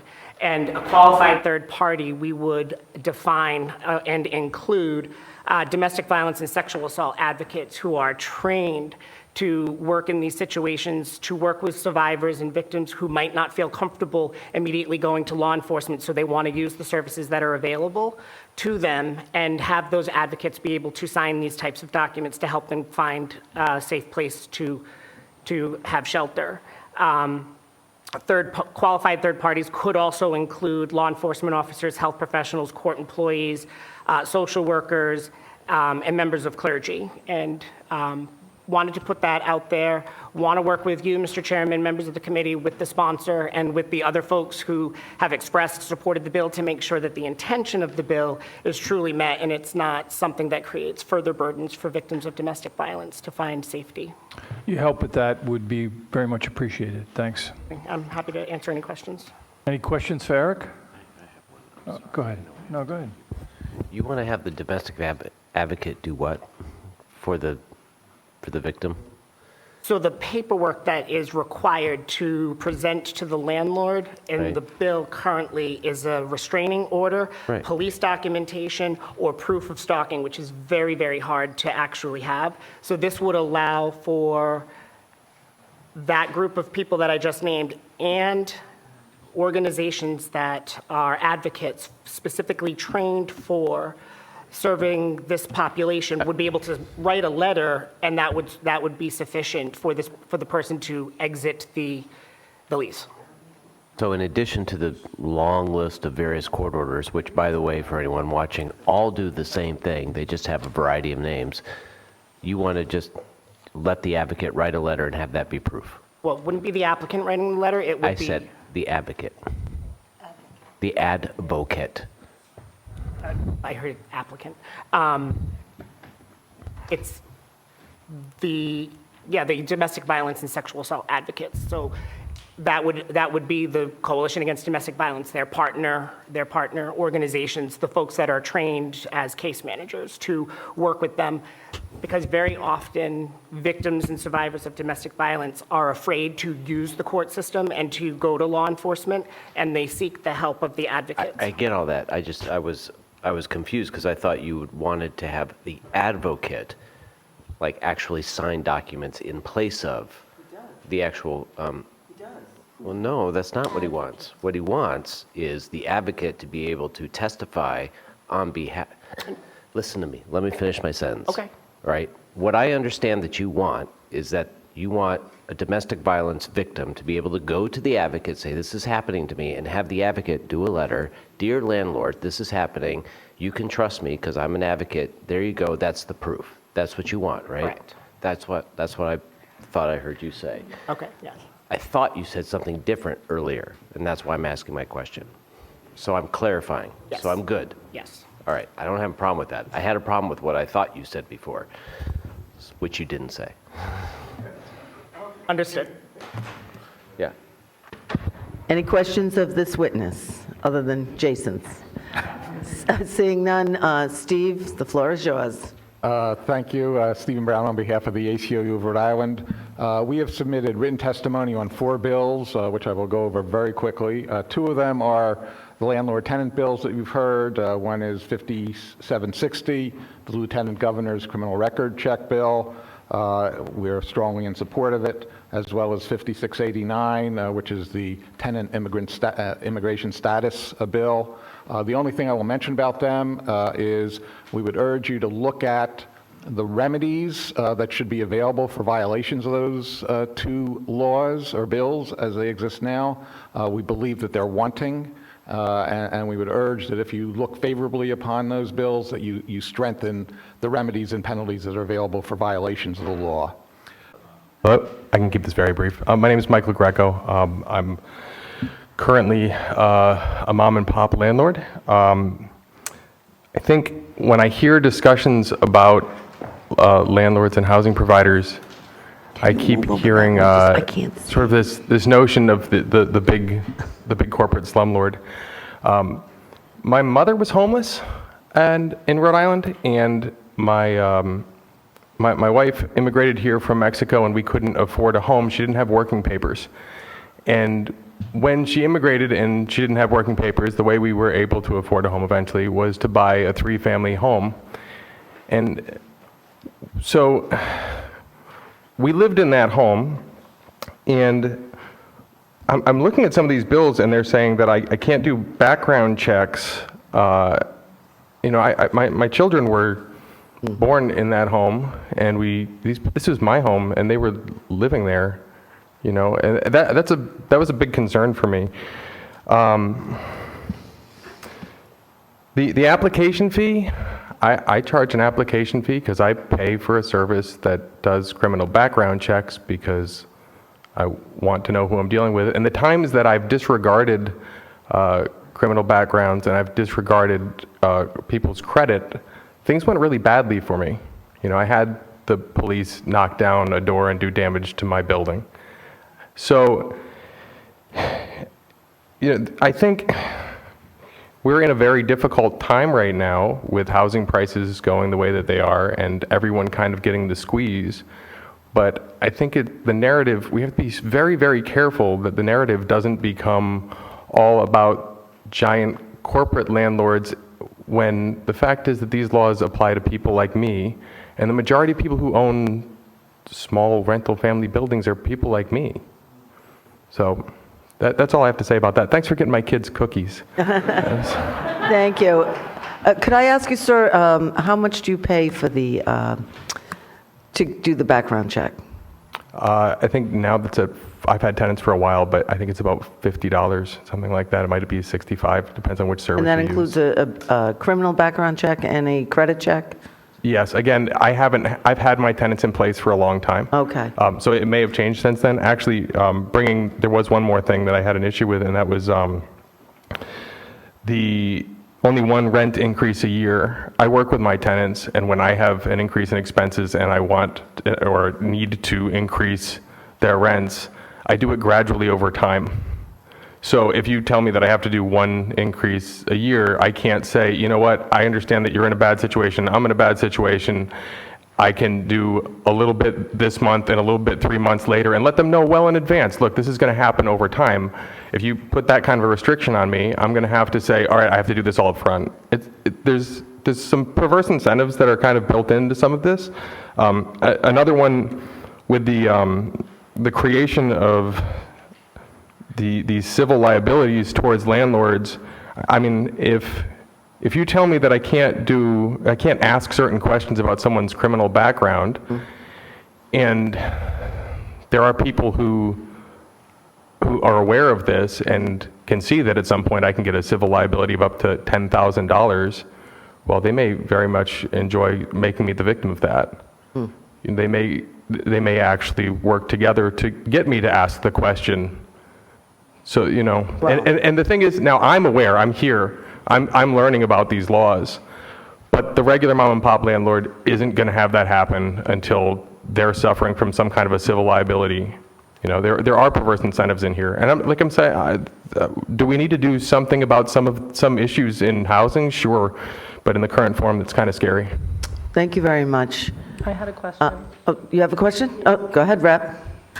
I know you said you hadn't done it in a while, but when you did use the credit check, was it something where you paid a renewal fee, like every year? Is it you paid? It was a one-time fee. And in my case, what I would do is I would talk to people and find out things like I'm not allowed to ask in these bills, right? So I'm not allowed to ask about criminal background. I'm not allowed to ask about credit, I don't believe. I would have these conversations ahead of time, and that would allow me to kind of know who I should charge and who I shouldn't. Meaning, like, I'm not going to tell you, pay me a fee, if I don't think you're a good candidate. But when I've narrowed it down to 2 people or 3 people, I would say, hey, look, I think you're the person. Give me the fee. I will pay the fee to the right people. They'll give me a background. If something went wrong, I'd go on to the next one. But the way this is written now, that doesn't allow me to do that. So it was like a yearly, was there a certain company you used, or? No, I mean, it wasn't annual subscription. I only have 1 3-family home, so, every couple of years a tenant would pop up and I would go on, whatever credit reporting agency I Googled at the time. But it was, I think it was less than $75, It wasn't anything terrible, but it was also, Also, it was an expense that was going to be on me, and it's the combination of these bills that's particularly scary, because if I can't ask the questions, and then I want to do, and then I'm allowed to do some kind of a check, I mean, if I can't ask the questions first, then I can't decide who I'm going to do the check on, and then I got to check everybody, which means now I'm going to end up incurring a lot of fees. Does that make sense? Yeah, it does. Thank you for answering them. Thank you. Next, oh, sorry, go ahead. Representative Knight has a question. It's not so much a question, but it's more of just something for everybody. The Lieutenant Governor's bill, which is the criminal record and the background check bill. Now, this is a big bill, right? But it's important to note, it doesn't prevent consideration of criminal record, but it puts big guardrails around it. And it's the last 10 years, and as we discussed before, major violent crimes, which at least you ought to add some larceny stuff in there, but we can talk about that. And on the credit history, it's credit history beyond 3 years, right? So you can only look back like 3 years. That's what the bill calls for. So it's not like no checks, it's very limited guardrailed checks.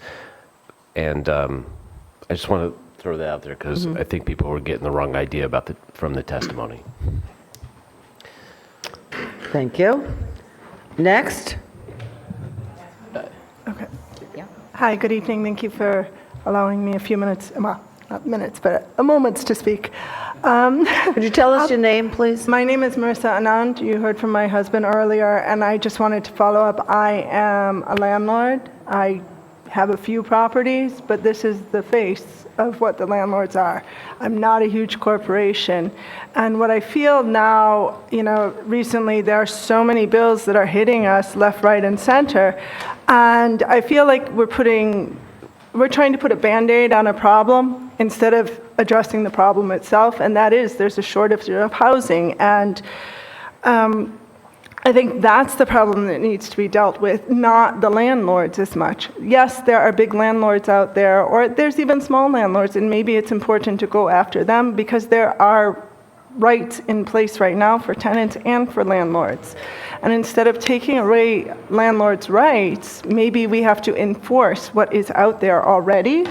I'm not sure. I mean, I'm reading through these things, and I'm not sure how you're going to ask small landlords to pay interest on tenant security deposits. I mean, the interest rate now, what is it, 0.1%? How are you going to ask them to pay that on a regular basis to their tenants? Like the woman who spoke earlier, she said some people don't even put it into a bank account. Creating all these things, it's putting an undue burden on small landlords. This is not my my focus in life. I put out beautiful housing for people. I hope that they're going to take care of it. There are many times where it is not cared for. I've had trashed apartments that have cost upward of $30,000 to replace. The security deposit doesn't cover that. I've had tenants who have come and lived in my apartments for months and months and months without paying rent. I have to pay the mortgage. I have to pay the water bills. Those things don't go away. So we talk about the cost of doing business. There is a cost of doing business there. But putting additional details on everything all the time isn't helping the situation. People are going to go in and say, hey, I've got to set a price that's going to cover all my expenses. So yes, that's why we're having expensive rents coming in right now. So we have to think about how do we make this work for everyone. We're on the same page. We want to provide housing for people. And we want to be able to do it so it's affordable, but I can't do it out of the goodness of my heart. I have to pay my mortgage. The bank isn't going to say to me, hey, it's okay that your tenant's there and not paying. We're not going to make you pay the mortgage. I'm not going to say that. So, I mean, I just think that it needs to be taken into consideration that there are two people, or there are two parties in this relationship, and I don't know that these bills that we're considering really address the other party in a thoughtful way. Thank you. Representative Caldwell. Thank you. I want to add something because I had a landlord from my district call me and say what you and the gentleman who spoke with the landlords before you, that it feels like there's just like this countless like rainfall of bills. So I do want to assure you, we hear that from like many interest groups, right? From liquor store owners, from teachers. Like the speaker said tonight, there were over 2,000 bills submitted this session. There's 75 of us, and people can put in any bills. I mean, some of this, I do support some of these bills, but no group is being singled out. But what I did say to him is it does seem to be that there is a lack of being able to work together from the different communities, and I wish there was a organization of smaller landlords that kind of work together. My constituent who's a landlord wasn't aware of anything like that, and it's harder to get everyone to work together without a leader of a group like that. So if there is one, I would like to know of it. I understand, but I also think this is a business that requires building a relationship with your tenant and vice versa, so that they can come to you and you can go to them. Like when there's rent, when we're looking at a rent increase, as I'm going to say something similar to what the gentleman before me said, we want to work with our tenants. When you find a good tenant, you don't want to be changing them over every time. So creating all these bills, it puts a barrier to having that relationship with your tenant. Because now they're saying, are you doing this, this, this? And you're saying, oh my God, I hope I'm doing this, and I hope I'm not upsetting them this way and that way, when you're taking away from the relationship that could probably benefit everyone a lot more. Thank you. Can you tell me how many rental units you have? We have 3, 2, 6, under 10. Oh. Okay, thank you. Any more questions? I'll just throw out what I said. Last time we had a landlord-tenant bill on, which was a couple hearings ago, we had a couple of landlord-tenant bills. And I made the point then, and I'll make it now. At least I can only speak for myself. But I get that each side has needs and concerns, and they're legitimate. And striking a balance in the landlord-tenant law that scratches all those itches for both landlords, people who are providing housing in a marketplace setting, and those who are consuming it in a marketplace setting, and make sure everyone's treated fairly, consistent with their needs, is a really challenging balancing act. And the goal of this committee is to come up with the right solutions. We don't want to see anyone taken advantage of or exploited in either direction. Because you have bills that you need to pay and property you need to take care of, and you're trying to make that property available to provide housing to the community, which we desperately need. By the same token, tenants need to be obviously treated with respect and not nickel and dime to death, and not to be economically exploited, as the I think the family that was here before certainly has been. So that's the challenge for this committee, and I just, again, speaking for myself, it's so helpful to have the on-the-ground perspectives from people like you and everyone else in the audience. So I appreciate the time. I know it's late, but we're taking it all in. Thank you. Next, if you could identify yourself. Yeah. Hi, my name is Zachary Pinto, and I'm here representing Black Lives Matter Rhode Island Political Action Committee. I'm here today in support of two bills, Bill 5691 and Bill 5362, both introduced by Rep. Jen Stewart. Across Rhode Island, apartments are scarce and rents are soaring, making it harder than ever to find an affordable place to live. And by preventing residential landlords from increasing the value of rent more than once annually, and by increasing the notice that residential landlords must give from 30 days to 120 days, would help ease that. I want to say I disagree with some comments that were made that these bills are not addressing the root causes, and that these are rather like Band-Aid fixes. I really disagree. I think these will address some of the root causes, especially giving people further notice on when rent is going to increase, giving people more time to prepare, and especially limiting rent increases to once annually. So data shows that there has been double-digit rent increases in Providence metropolitan area during the pandemic. For example, the real estate website Zillow shows that rent for a typical apartment region was nearly $1,800 in March of 2022, up just from under $1,400 3 years ago. A 24% increase since before the pandemic. And in addition, it is clear that this bill, as I said before, would address the root causes of the housing crisis.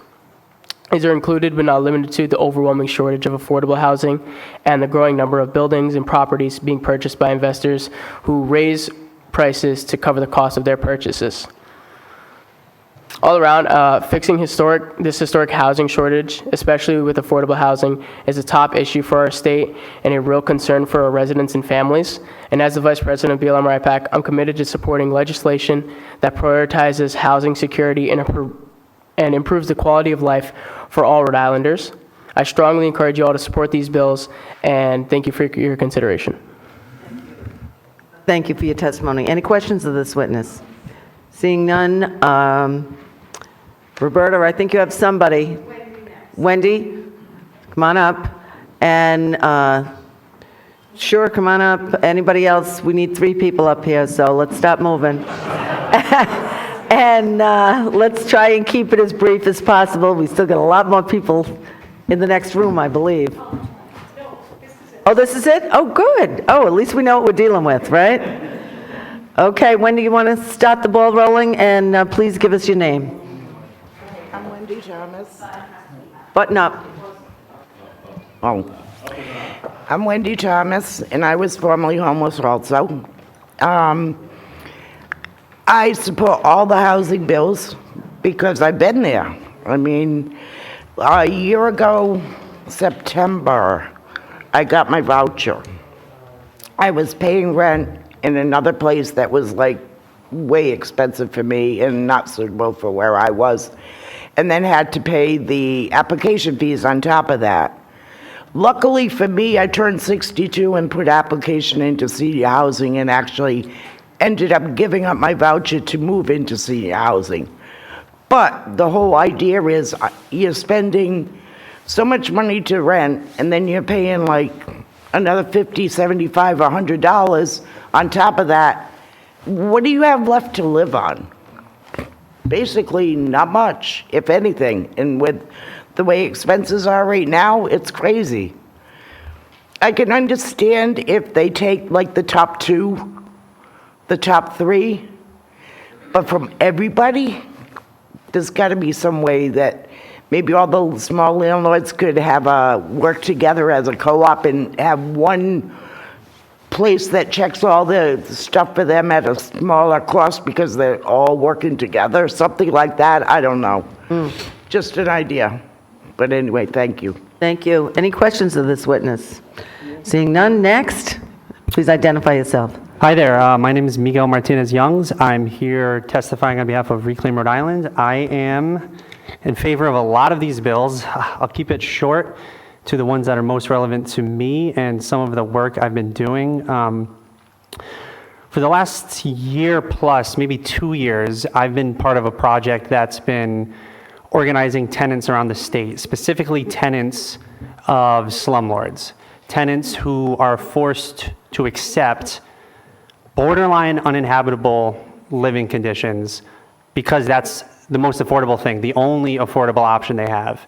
And what we've seen time and time again is that these slumlords use either loopholes in the law, either these little tools, either threats of evictions, all these other different sort of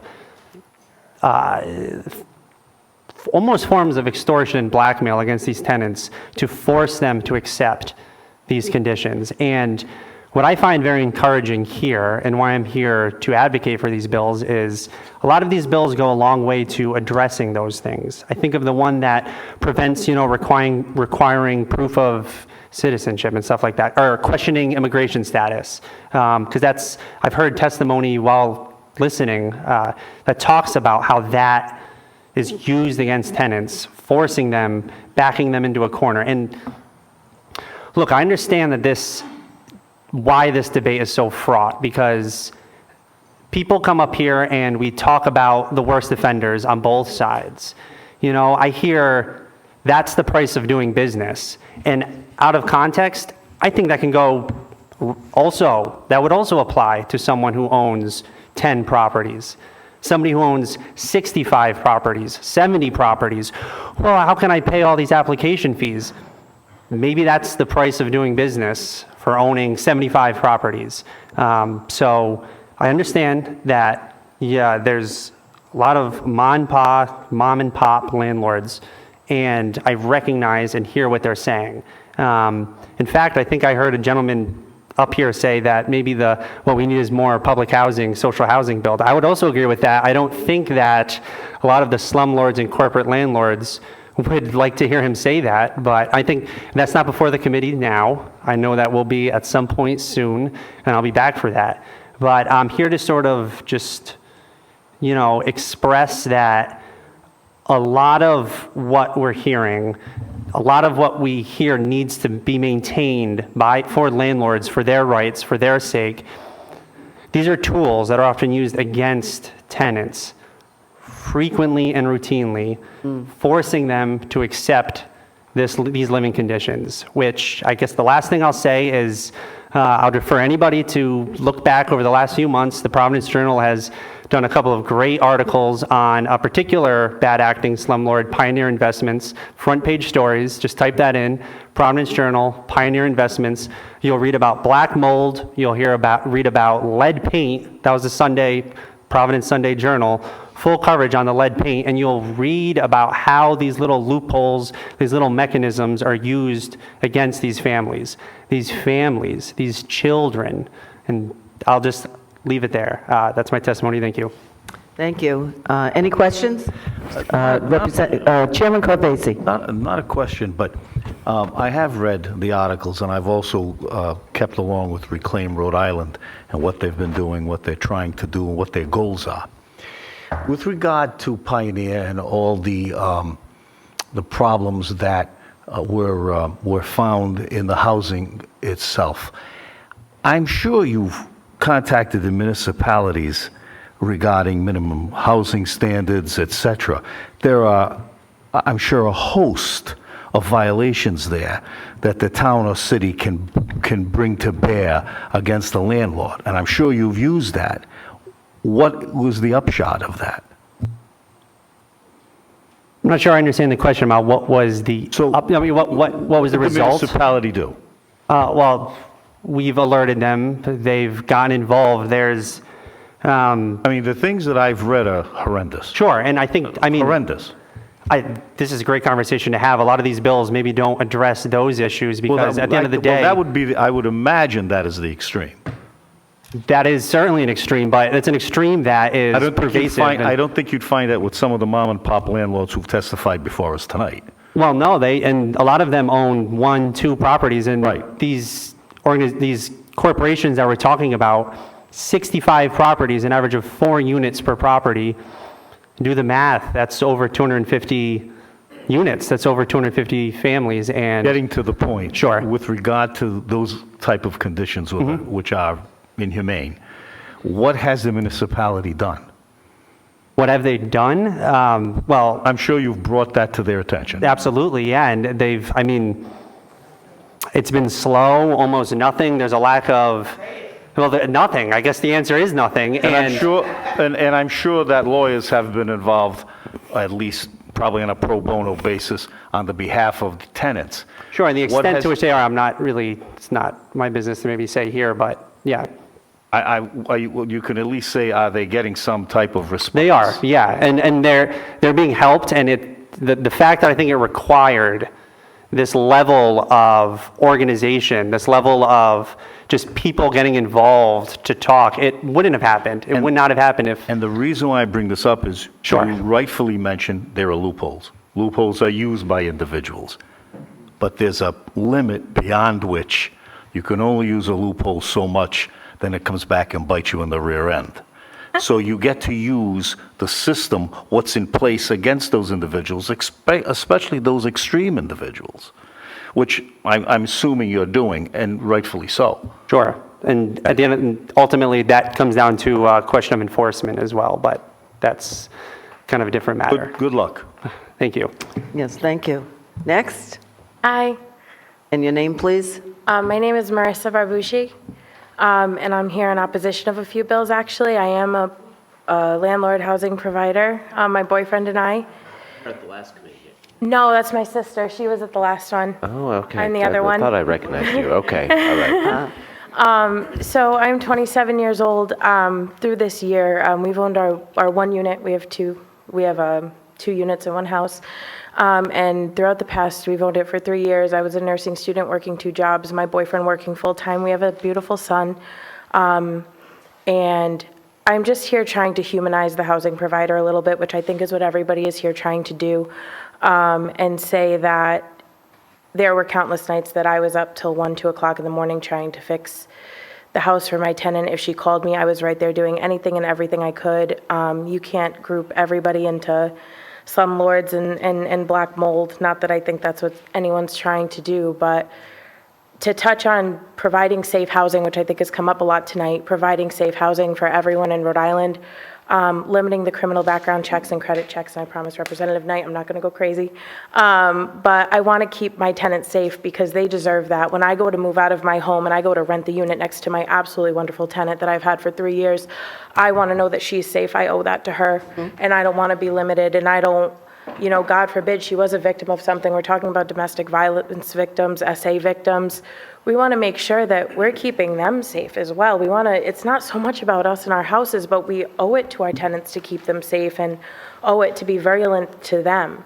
You know what I mean? And just because it's come up, I rented 3 years ago. I used Zillow. It was a $35 fee. And then they got the apartment and I took it off their first month's rent. Very good. I think what I'm hearing here is obviously there's a distinction, and I think we all know that. You know, the people like yourself that own a house and live in the house and rent out the other unit, and we heard from several of those people, you are trying to provide a safe place for yourself, your children, your sister, and for your tenants. What you, sir, were talking about is a big corporation not really caring anymore. And I think the last time we had a hearing on some of this, we talked about, one of the bills was you need to know who the owner is, who's the manager. We didn't, you know, so many people came forward and said, we don't even know who to contact about all the problems we're having with the unit. Nobody's getting back to us. And you had to go through all these layers to get there. So you really are pointing out, and I think it's true. I think the small landlords, the smaller landlords, aren't the root of the problem. The problem is probably more likely with the bigger corporations, so. And can I just say one last thing? Sure. I don't think as housing providers that we can generalize and vilify tenants in Rhode Island and people seeking housing.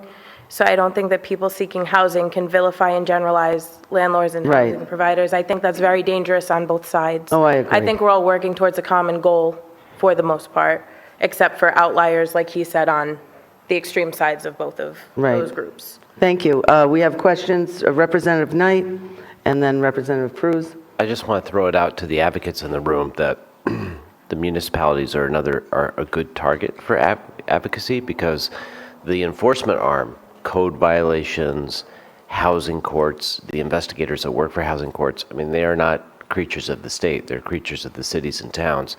And if there's a problem area and the municipalities, you know, maybe not being robust enough in their response, you know, your kind of advocacy can work down there to make the response more robust and in accordance with the laws that are already in the books right now. Because there are a bunch of remedies that are on the, you know, as long as somebody's willing to pull those levers. Cherie, Rep. Cruz. Thank you. You termed yourself a housing provider, and it's my understanding, like, at least from my terminology, it's someone who's nonprofit, who offers, you know, low-income, affordable housing. Is that what you offer? Do you offer, like, a low income based on people's income, like 30% of their income? Is that what your rent is based on? No, it's just, I rent half of my house, I have a multifamily unit, so I rent half of it. I don't think it qualifies as low-income housing, although I rent nowhere near what some properties in my area seem to. However, it's just, landlord can sometimes be a harsh vernacular, and there can sometimes be very negative connotations associated with that word. So I am just a person who lives in my house, and by way of living in my house, I provide housing to somebody else. That's all. I was unaware that it meant. Yeah. So you rent out a unit in your house where you live? Yes, ma'am. Yeah. Okay, no, because that's why I was confused. I kept hearing provider, and I know many families, that's the term for people offering low income and affordable housing. So that's why I thought I wanted to just double check with that. Also, you had mentioned, background checks and so forth. Do you also use a company or pay a fee, and how many units do you rent out? I currently rent out only one. We live in one side and we rent out the other, and I used Zillow Rentals. So it was Zillow with a $35 Yes, fee. and gone are the times, right, of door knocking and advertising in the paper, so it's pretty much all apps now, so, but the person I rented to did the application and did the fees, and I took it off their first month of rent. Would you ever accept, in Rhode Island, you can, one, you got Credit Karma, which is free. I can print out my Credit Karma report. I can show it to you, hand it to you for free. We've got, we got a public portal here in Rhode Island. You can look up anybody. I'm sure everyone knows that. And also, we got a $5 BCI check. So have you ever accepted that, a copy where people can use it for up to so many months when they're applying for jobs? And I'm wondering, would those types of things be accepted, which are essentially free for people? I can't speak for everyone. Representative Cruz, I didn't poll landlords, I'm so sorry, but would I accept a Credit Karma? Yes, but at the same time, there are also things on a criminal background check that Credit Karma won't show me, right? That would be pertinent to whether or not that I would rent them my unit.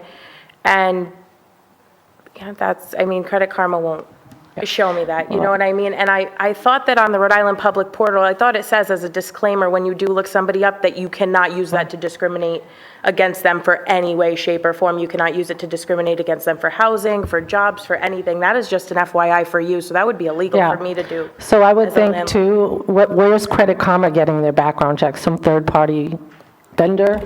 And I'm just wondering where they're getting it from. How do you know? So it goes through Zillow. I'm not sure. It's probably a fourth, fifth, sixth party that Zillow uses or something like that. But that is the person applying for the housing, giving that to me. That is not me going and getting it. They're seeking that information out themselves, and they're giving it to me. Right. And like I said, if I got it off the portal, that would be gross misuse of So addressing the information. BCI issue, where I said it was $5 and letting somebody show that. So you're saying you wouldn't allow somebody to show you that as well, that you get from the Attorney General's office, that in fact is accurate?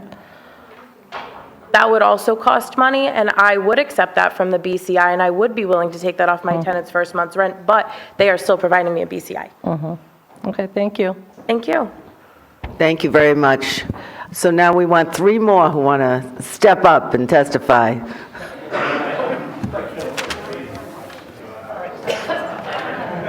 Uh-oh, everybody's running for the seats.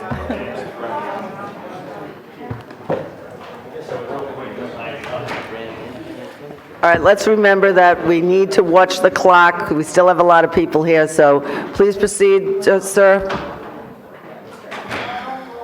Good evening, Madam Chair, members of the Judiciary Committee. I am Rhode Island State Constable George Clark. It's nice to see everyone again. Thank you for considering our Bill H-5514 to amend some consistencies in the Landlord-Resident-Tenant Act. This is a good bill that corrects the flaw in the existing statute, strives to bring uniformity in the service of process and eviction matters. What this bill does not do is make it easier to evict tenants. It does not change the court's hearing process in any way. The goal of this legislation is to protect resident tenants from those who have no regard for the rules or for the rule of law. The process I am referring to is the actual notice received by the defendant tenant. Consistency in the way service is made by a deputy sheriff or constable minimizes confusion for the defendant tenant. The bill does not change in any way anyone's right, ability, or access to have a hearing in court. Unlike rent cases, these cases deal with problem behaviors, threats, drug dealing, lack of hygiene that impacts neighboring residents, and failure to comply with HUD rules. As the law currently stands, non-payment of rent cases are served by deputy sheriffs and constables in a matter that allows for posting said notices if necessary. But non-compliance cases require an extra hearing in the district court to achieve the same result. We need to ask the court for extraordinary service. In non-compliance cases, defendant tenants and the landlord, property manager, or residence office have already negotiated 60 days or more prior to filing of suit.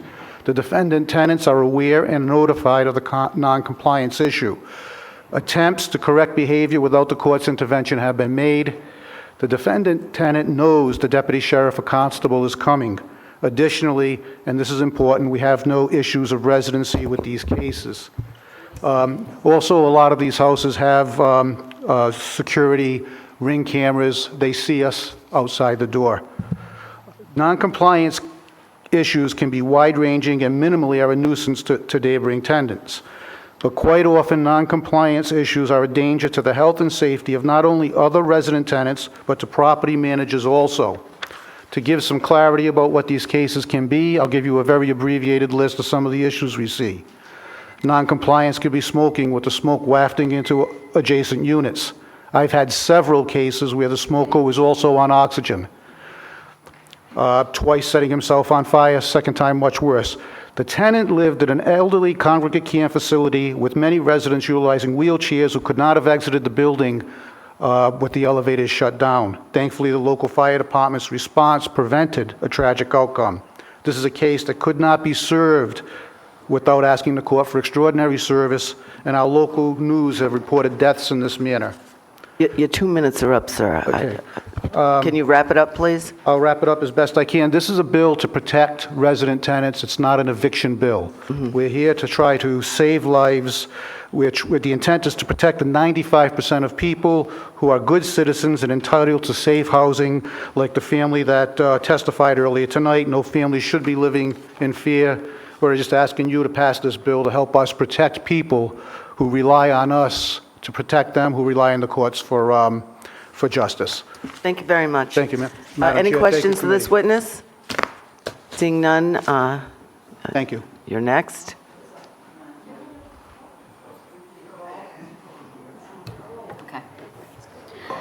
Hello. First, thank you for allowing me this opportunity to testify. Go ahead, just identify yourself, please. My name is Sandy, and I am a social work student at Rhode Island College. I'm here to testify in favor of House Bill 5691 and 5362. I remember receiving a letter from my landlord stating my rent would be increasing. This would be the second letter I received in less than a year. A sense of despair came over me instantly. All I can think of at that moment was whether I would be able to afford this. This unsettling fear and concern overcame me. I continued to ponder to myself, how could this increase impact me financially? I was barely making ends meet as a college student. As I continued to ponder, I thought to myself, what rights do I hold? What protections do I possess? The power of the landlord over the tenant disrupts the tenant's life, causing a life-altering state for the tenant. Can you imagine the stress that causes single parents, children, families, and the elderly who are on the verge of homelessness? I urge you to vote in favor of these two bills to secure protection for those tenants who have experienced what I endured and to give them the protection they deserve. Thank you. Thank you very much. Any questions? Seeing none, next. Good evening. My name is Clara Hardy. I'm a licensed social worker, and I do home-based counseling for people that are on Medicaid and Medicare, so low-income and elderly people.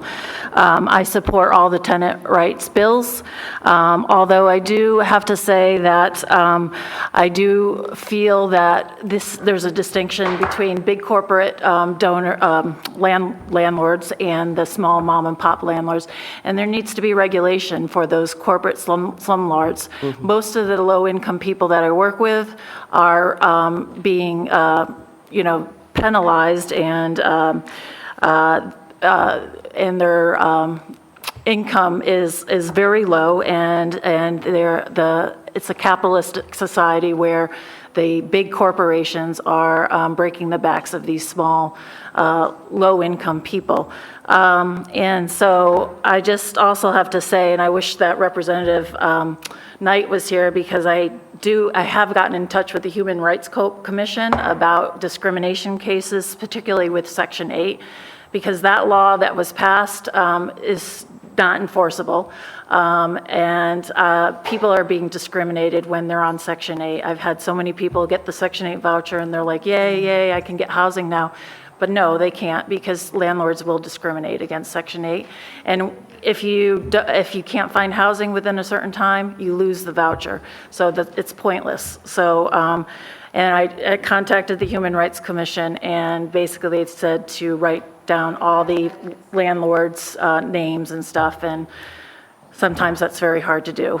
So also, like I said, it's the big corporations that are profiting off the poor, and this is an issue that we need to regulate. So mom and pop landlords are just trying to invest in property to pay their mortgage and pay property taxes. But there are slum corporations that really need to be regulated, and those are the people that we need to go after. Thank you very much. Thank you. Any questions of this witness? Seeing none, okay. Roberta, are you doing the line? All right, Roberta's herding everybody into place.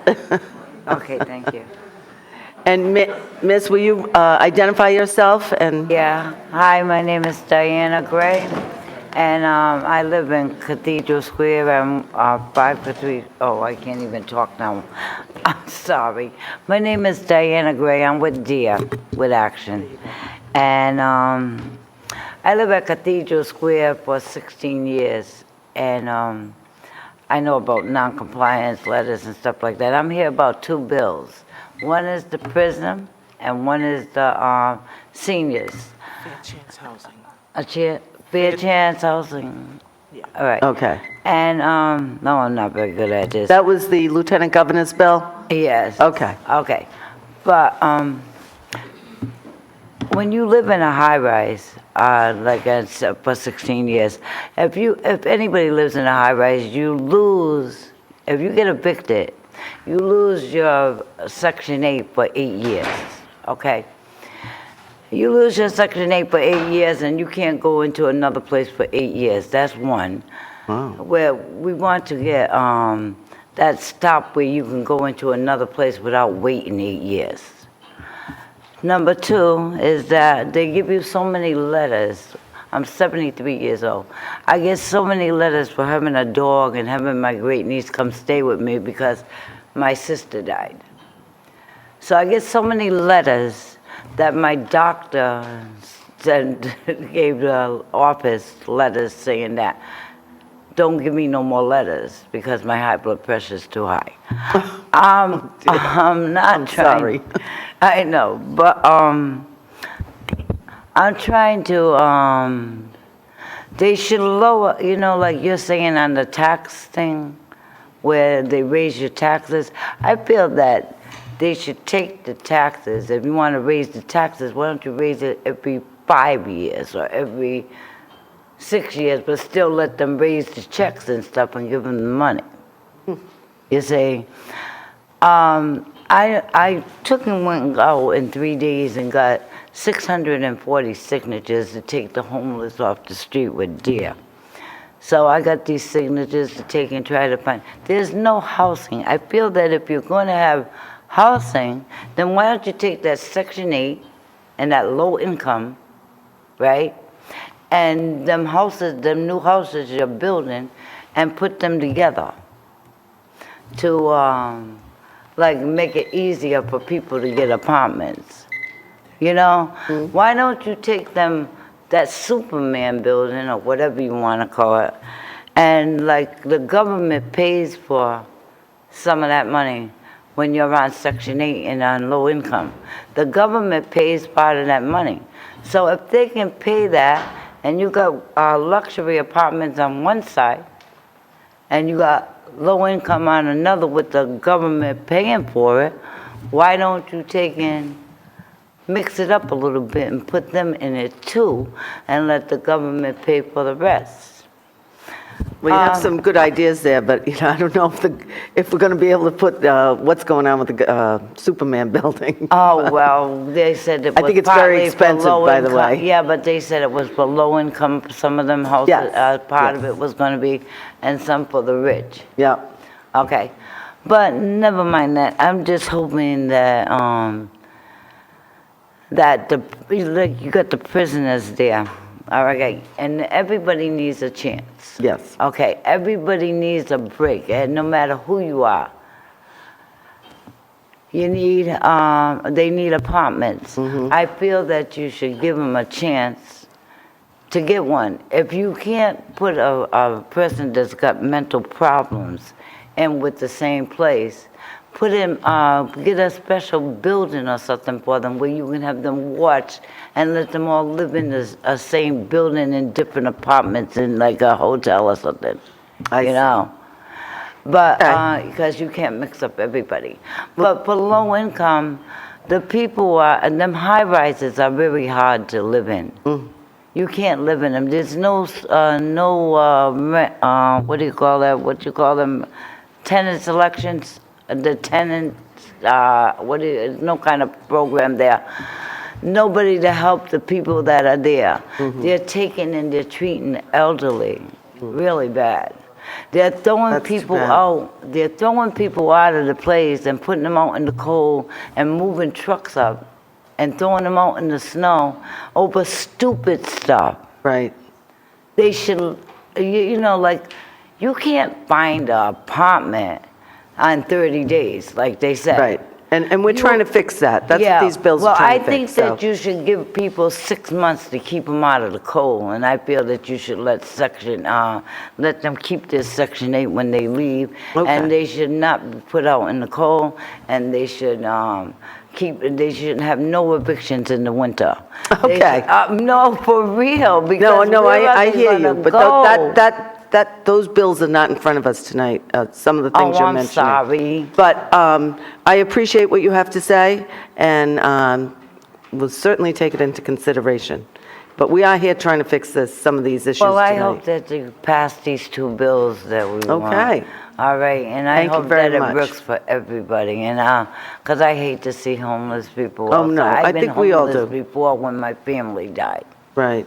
You know. Okay, well, thank you very much. And thank you, and have a nice night, everybody. So- And I'm so glad I'm done with that, because I am happy. Hey, Terry, it's your turn. Yes, it's your turn. Good evening. My name is Terry Wright, and I am the organizer at DARE's Tenant and Homeowners Association, where I'm the organizer at DARE, where we, and the Tenant and Homeowners Association is made up of low-income, BIPOC, and marginalized tenants and homeowners working to prevent evictions, foreclosures, unlawful evictions, and advocate for policy, a lot like the policy we've heard tonight, and solutions to stop displacement and gentrification. And I just want to add, there's so many who are no longer here with us due to uninhabitable housing conditions and homelessness. So, H5579, I just want to say something about that bill. It should always be safety over everything, and no one should be in any compromising positions when you're a victim of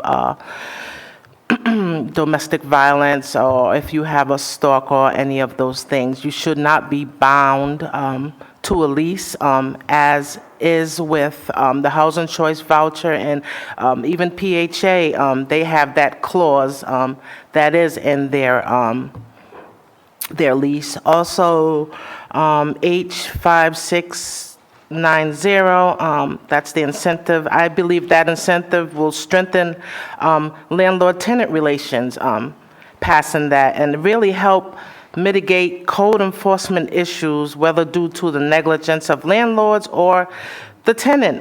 Things break sometimes, but one should not have to live in inhabitable conditions. And I think with that incentive for security deposit incentive that would somewhat grow, I think it would really strengthen landlord-tenant relationships, and maybe just,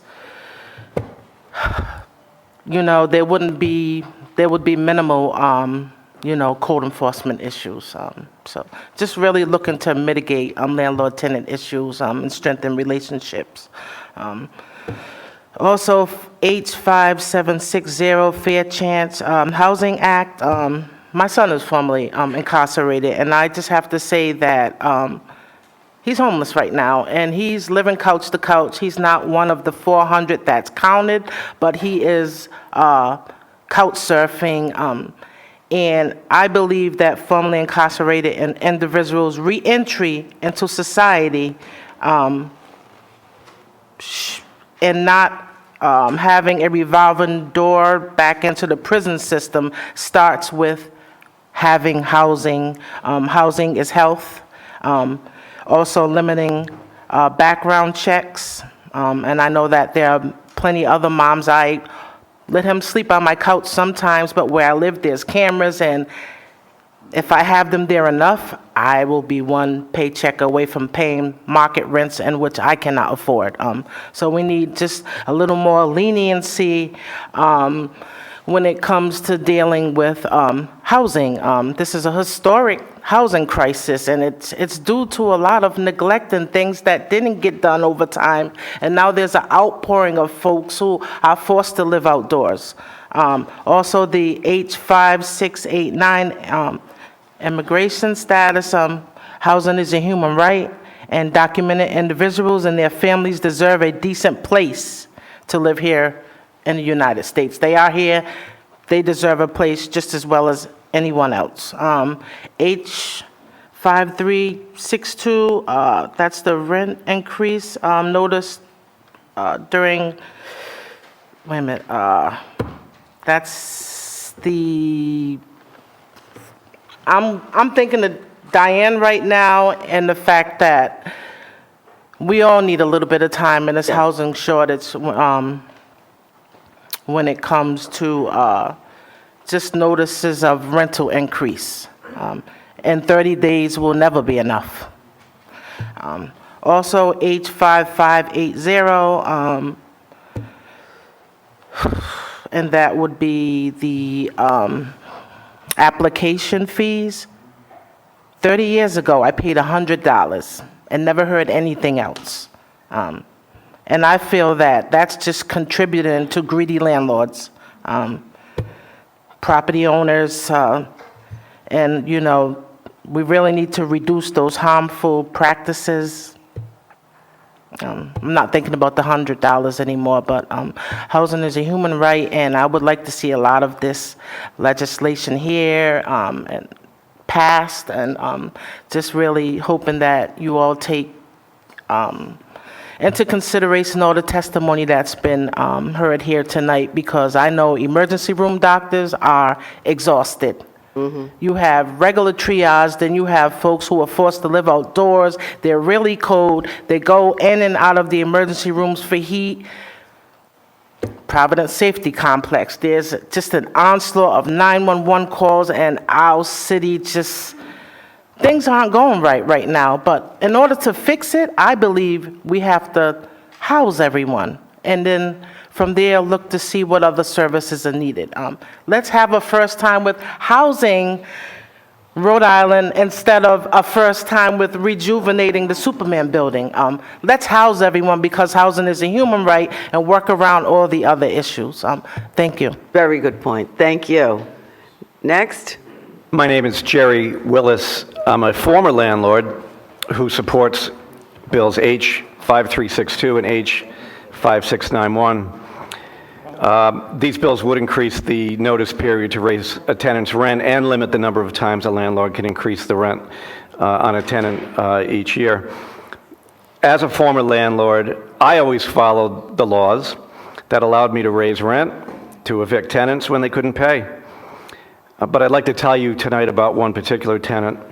This tenant, Miguel, was late with the rent. I always took my property manager's advice about what to charge for rentals. He knew better than I did. We had recently raised Miguel's rent with proper notice. He was late with the rent. I then took my property manager's advice and began the eviction. My property manager did it all. It was simple, quick, and easy. I didn't have to go to court. I didn't even have to talk with the lawyer. That was all done for me by writing a check.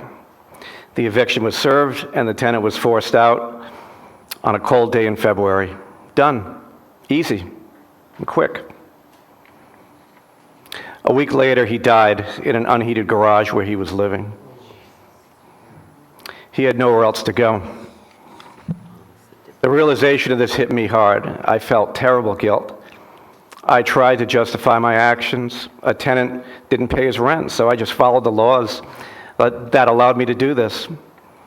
But someone had died, and I have to live with the realization that my actions, my completely legal actions, had this consequence. Sometimes laws are unjust. To just put people out in the cold with nowhere to go is unjust. It might be legal, but it's unjust. And to raise rents is unjust with little notice. In Miguel's case, he just didn't have enough time to move. Approving these bills will help some. It may even save a life. That's the stakes we have here. Increasing the period of time for the rent increase to take effect will allow tenants more time to move if they have to. Miguel didn't have that additional time. Let's please pass these bills. Thank you. Thank you very much. That's a very compelling testimony. Okay, we need 3 more.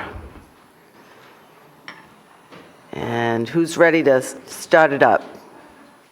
You want to start? First off, I would like to offer my deepest condolences to the man who just testified, and Yes. say very sorry for that to happen. I'm here to testify tonight to say that I would like to amend 5591 to say that no rent will increase in a sum greater than 2% of the previously agreed upon rate more than once every 12 months, and no lessee will be obligated to pay the annual change in the Consumer Price Index as defined by the Department of Labor Statistics as CPI-U. I previously experienced a rent increase. I'm aware of individuals who have leases which permit a rent increase each year. In this situation, a person looks for an alternative place to reside, which it does not exist, and then they're forced to pay a higher rate. I'm here tonight to support rent control and respond to the bills proposed. In the recent weeks, the Biden administration has announced an intention to pass a Renters' Bill of Rights. In response to the proposed bill, I have just drafted an extensive housing Bill of Rights, which includes an unhoused Bill of Rights, a Renters' Bill of Rights, and guidelines for homeowners, renters, and unhoused individuals. I have drafted it in a form that is appropriate to amend the Federal Bill of Rights. This is off topic about the animals. In recent years, I managed to prompt CCRI to utilize virtual cats instead of cadavers. Brown should be proud of using VR, which can provide more hands-on experience. Pigs should be sent to or safe farms after or raised on free-range farms. Free-range beef would like to ensure that any animal that enters the state of Rhode Island who was previously abused can be separated from the owner and sent to a happy farm. I support free-range beef, which is a practice of raising cattle. Sorry if I'm going over time. I went over every rent to a year. So I have that amendment, and then there's another provision in the Housing Bill of Rights, which I'm proposing in the written statement, which I'm submitting tonight, which would prohibit involuntary changes to a lease without the tenant's consent. I oppose doorway eviction notices. People have come forward to me and said that law enforcement should simply not enforce these doorway eviction notices. There's a provision in the Housing Bill of Rights to prohibit law enforcement from enforcing evictions in the wake of an eviction notice being placed on the doorway. My comments on the termination of a lease by a domestic abuse victim. The victim should keep the house, especially if they have kids. Is there an avenue to evict someone who is violent or abusive, and will that person have a safe place to go? Excuse There me, should be you an avenue don't for- have to tell us what every bill says. If you just tell us a number, we pretty much know. Yeah. Because we have it right in front of us. 5579. No, this is my comments on the bill. Oh, your comments? Yes. There should be an avenue for vulnerable individuals who are adverse to an environment to seek alternate housing situation. However, there's not enough housing for this. 5760, a credit report should definitely not prohibit someone from having the liberty to choose to invest in a mortgage or invest in an apartment. A previous eviction should not impact a person's ability to enter a new lease. I have provisions in the Housing Bill of Rights, which I'm proposing tonight, to provide. You have, you I'm have to over wrap it time. up I'm at sorry, this I'm point, over time. please.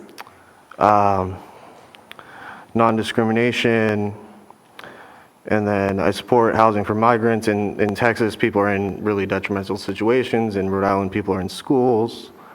And then provisions included in the Bill of Rights, which I'm proposing, includes a stimulus for Rhode Islanders, a motion to return Native American burial site to You should the probably, Narragansett excuse me, Valley. sir, you should probably send that to us Yeah. so that we have a copy of it, rather than trying to read it off your phone like you are, because that way Okay. we could really take a look at it. Okay, I'll wrap it up, sorry. It includes a stimulus, an unhoused Bill of Rights, a right to shelter, which would give law enforcement and homeless outreach counselors the ability to transfer a person to shelter in another state, safe campsites, ensuring family shelter capacity, whereas the state will ensure family shelter capacity, and in the void of family shelter capacity, individuals will be placed in hotels until they can be placed in housing, and rental assistance, which allows a person to pay no more than 60% of their income to rent, and housing credits, which would be compensated to landlords in the form of wages to develop more affordable and low-income housing, and provide landlord services to that housing, as well as compensate landlords in the amount that they're owed in the form of new leases. Thank you. Thank you very much. Are you And it concluding? includes the right to buy a home, which would prohibit banks from denying people the liberty to have a home loan for Okay. people who have lived in the state. I after 10 suggest that years. you forward that in an email. Yeah. Okay. And then we'll have a better chance to look at it, and we'll probably consider some of your ideas. But at this point, we need to move on to the next witness. Thank you. Thank you very Good much. night. Hello, my name is Jacob Kramer. I'm a tenant. I have a month-to-month lease, so I don't have some of the protections that other tenants enjoy. So I'm very much in favor of the measures that protect tenants from really rapid increases in rent, which could cause displacement, as well as just a regular schedule of people being able to expect if their rent is going to increase, it's only going to be once every 12 months. And I see this as fair because even the sort of so-called mom and pop landlords, they probably have mortgages. Those mortgages are occurring over 30 years. They're making regularly predictable payments. There may be some increases, but by and large, they know what their costs are. And it should be the same for a tenant. They should have that degree of stability that the landlord has come to expect. And instead, what we're seeing is just this constant gouging of tenants where landlords are just increasing the rent month over month in an effort to extract maximum profit from people. And the consequences of that is a degradation of the community that we have, because people are much more uncertain of how long they're going to be able to stay in a place. They're unable to put down roots. They're unable to make connections with each other. And they're kind of at the mercy of these market forces that really are tearing whole communities apart. So these are very common sense measures that would give people at least time to adjust to changes that may be coming and allow them to stay local and maybe keep those connections, keep their children in the schools that they go to. So those are ones I'm really passionate about. I think also the one of not having the exploitative fees. And I'll just say one more thing, which is in terms of the background checks, I think it's extremely fair to have that be limited, because when people are, they're like, basically, when people go through the criminal justice system, we should expect that they've been rehabilitated and they can rejoin our society, and they should not be excluded from having a safe place to live simply because they've committed a crime in the past. Thank you. Thank you very much. Next, Miss. Good evening. My name is Chelsea Fernando. I'm the senior political organizer for the Rhode Island Working Families Party. I'll keep my comments very brief. I'd like to note that the Rhode Island Working Families Party supports H5580, 5362, 5690, 5691. My comment is mostly related to 5691, the rent increases, but I suppose can apply to the entire suite of tenant protection bills being proposed. I think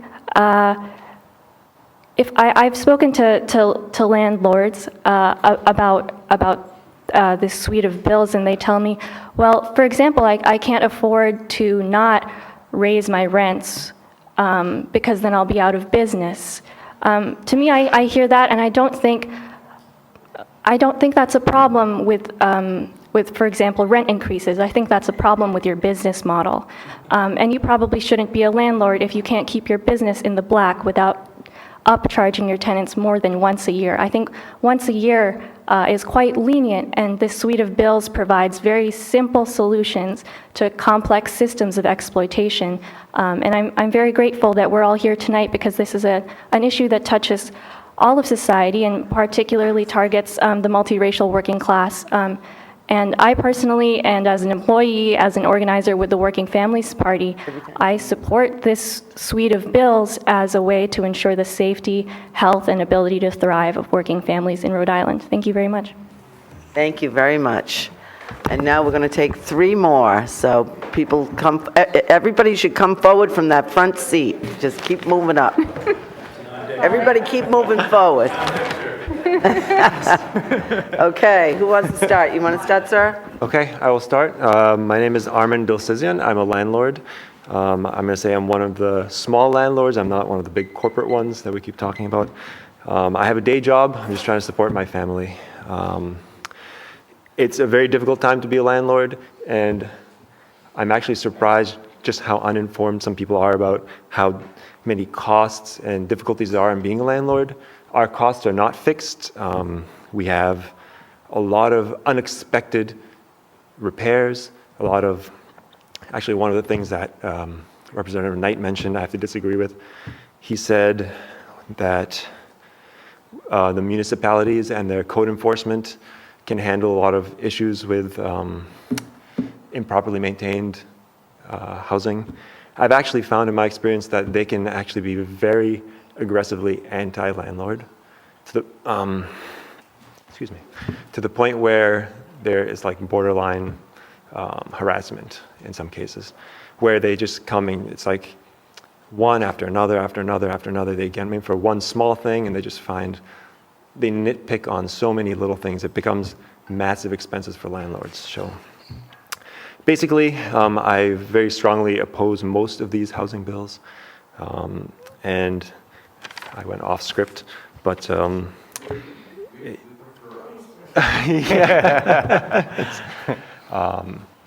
is my first time speaking like this. But anyway,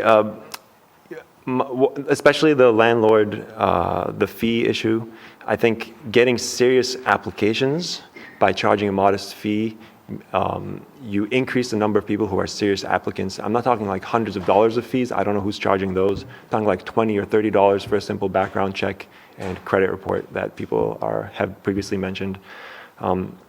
With a day job, with a family, I don't really have time to go around showing tenant after tenant after tenant after tenant for units. So charging a modest fee, I think, will, or in my experience, does drastically get more serious tenants to apply. So that's all I want to say. Thank you very much. Next. Thanks very much. My name is Dan Denver. I'm a co-chair of Reclaim Rhode Island. We advocate for housing justice in the state of Rhode Island. Above all else, we've been organizing pioneer tenants, as Miguel mentioned earlier. And just to respond to Representative Corvasi and Representative Knight, we do put a lot of pressure on local code enforcement to actually enforce minimum housing. And there's both, I think, a mixture of lack of capacity and willingness to actually follow through. We have put pressure on code enforcement from Woonsocket to West Warwick, and it doesn't happen, even though Pioneer's 200 plus units in the state are almost without exception in absolutely deplorable condition. So I would like the legislature in the future to step up and consider whether there are statewide measures that can be taken to make sure that municipalities are actually enforcing housing laws on the books, because right now I couldn't disagree more with the prior testimony. It's a total Wild West that allows this slumlord, Anurag Sareka, to just treat people in an absolutely miserable manner. And I support all of the pro-tenant rights legislation on this list. I think I applaud all the reps who've introduced them and signed on, but frankly, they're just a basic common sense step forward. We've seen rent explode all over the state. There are people paying $1,900 for a 2-3 bedroom in West Warwick in the hood, like total slum conditions. Like rents have gotten absolutely out of control in the state. I think we need to look at what Mayor Wu is looking at in Boston, what Council President Rachel Miller is looking at in Providence, and actually look at rent control. That means you can raise rent, but there needs to be some reasonable cap on this. So actually limiting rent increases to once a year, I think is just like no nonsense. I can't, and would particularly benefit Pioneer tenants who are, I believe without exception, month to month. This is a way to safeguard those tenants who are most mistreated and exploited in the state, who don't have the benefit even of a yearly lease. And I'll leave it at that. Thank you. Thank you very much. I do go have ahead. one question. Has anyone ever thrown out the idea, I'm just curious, of getting rid of the month-to-month tenancy altogether? I've been having discussions casually about that in recent weeks, as I've spent hours every week with some of the, poorest, most abused tenants in the state, and they're all made so vulnerable to this guy because they're month to month. And I don't have an answer to that, but I would love to, and I've been discussing, exploring whether there's some possible restriction, because obviously there's some people who might, you're like, oh, I'm just in town for 3 months, you don't want a yearly lease. But by and large, anecdotally at least, the people who are paying month to month would much prefer to be on an annual normal lease. Right. The law is very flexible. There's surely a way to create a regular business practice around a year-to-year, and where the month-to-month is a specialized, only for certain purposes kind of thing. It's an interesting idea. We should. Yeah, I would love to talk to you about it. Anurag Sareka or his, various agents just send text messages to these tenants being like, oh, your rent's going up next month, and that's that. And then if they get evicted, if they can't pay, they also get evicted if they complain to code enforcement or organize a tenant union like we're doing with them. We've had, as you read in the Projo, multiple tenants illegally retaliated against, getting their tenancies terminated because of complaining about these conditions. Can I ask you, and I don't know if they have a role to play in this, but I'm curious. The Attorney General has a consumer protection unit. I don't know if they're empowered by law to pursue this kind of issue, but have you talked about it with them at all? That's a really interesting question, and I'm going to have to say that I can't get into any conversations that may or may not have been had with the Attorney General at this point, but I think it's an extremely interesting question that you asked. Thank you. Thank you very much. Next. Hi, my name is Vivian. I'm a low-income housing provider from Central Falls, and I just wanted to tell you guys my story about what happened to me this weekend. I still haven't processed my whole entire story. But no. It is, yeah. Talk into the mic. Okay. Yeah, move it closer. So I just wanted to let you guys know what happened to me as a landlord this weekend. As one of my tenants was moving out after an eviction, which I granted, I kept extending her time because she couldn't find housing. So it's been since July, I've been extending her time. So in her departure this weekend, she wanted to receive her deposit right away, right before she left the building. So I sent her the Rhode Island landlord deposit laws of that it's within 20 days. With that text message came with a series of threats to my life, to my family's life, because I wouldn't give her deposit on time. I was held hostage inside my house for 3 days, couldn't send my son to school because I was too afraid to walk outside because I live in we share the same driveway like as my tenants.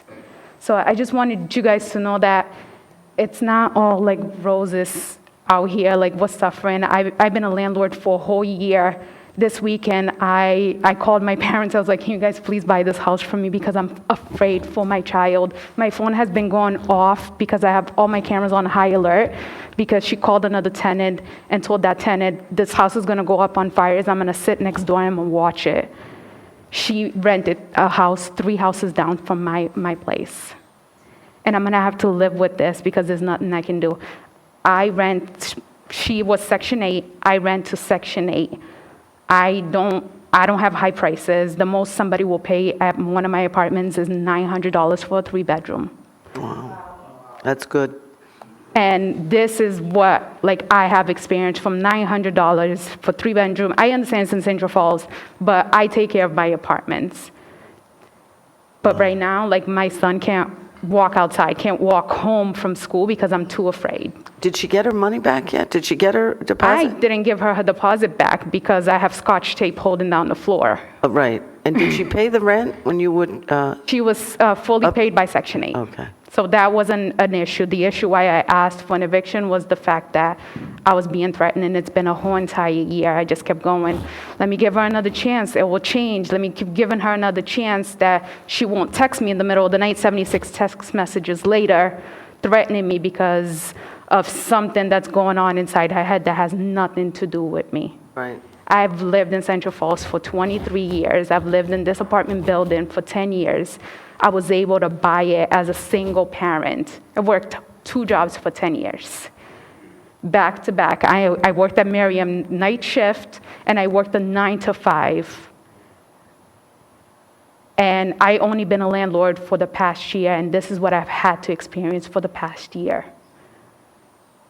And I'm not gonna go press charges against her because she has 2 little kids, and I don't wanna harm her at the end of the day. So to me, this is now like a domestic violence, I'm in a domestic violence, it's abuse for me. No, And at the end of the day, I'm still trying to protect her. You illustrate one of the dangers, I don't know the right word, one of the circumstances that somebody who rents out may run into and often does. And my heart goes out to you and your family for sure, because nobody should be treated like that. A 37-year-old died, a landlord died. That's my age. My family is afraid. My parents have offered me a place for me to go live because they're afraid that she will retaliate if I press charges or if I don't do anything. But meanwhile, Well, you do have to protect yourself and your family. You have, that's your main concern. So if you need to call the police, you really should. I did. I called Central Falls Police twice Okay. that same day. And she will keep the peace. Meanwhile, my cameras picked up on how she would beat me and her family they all made gestures on how they would each take turns, all caught on camera. Wow. Well, that's very sad. Yeah. And this is what some landlords are having to deal with, and most of us deal with it quietly and still trying not to harm anybody by pressing charges or put evictions under their names.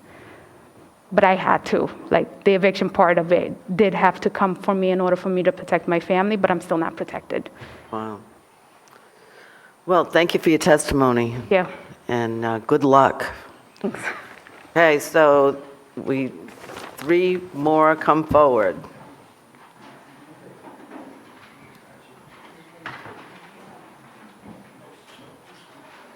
Okay, who wants to start?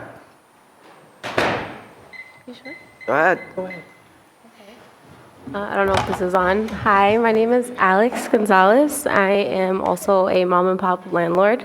I just have one unit. It's a duplex. And I just wanted to oppose 5580 as well as 5760 and 5690.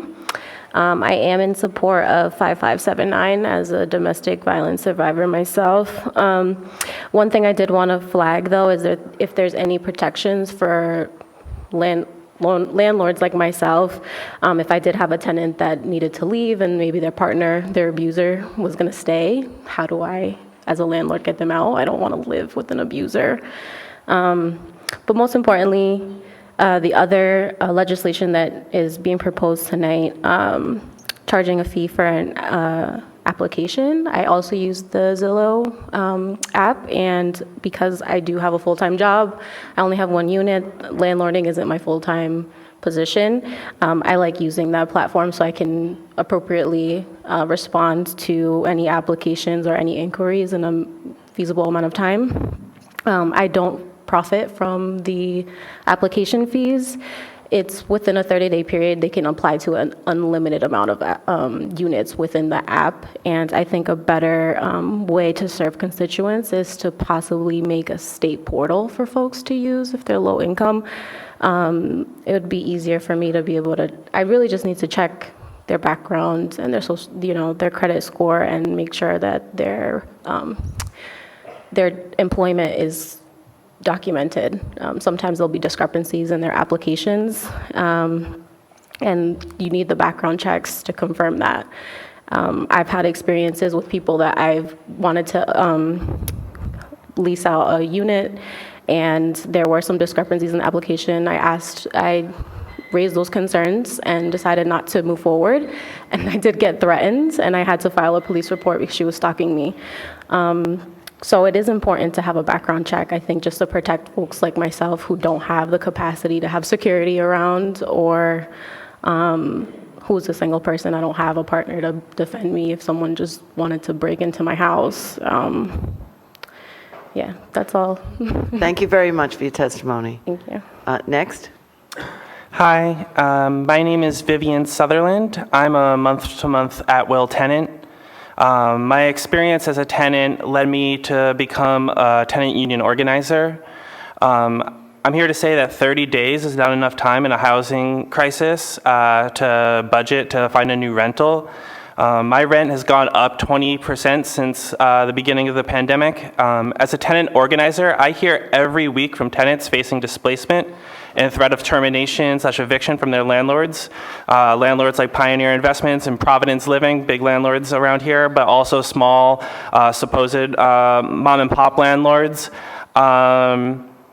You can just ask the folks here from Center for Justice. They protected my friend Liz, who actually sent in testimony to you all because her landlord was trying to raise the rent on her as a way to get her out. And then he terminated her periodic tenancy and said that you have 30 days to leave, and she had nowhere to go. Luckily, her landlord was an idiot and didn't do it the right way, and so he lost. This is another reason why I support stopping landlords from stacking up multiple rent increases in the year. Pioneer Anurag Sarika does that to really try to push people out. He just likes to churn through tenants to make money.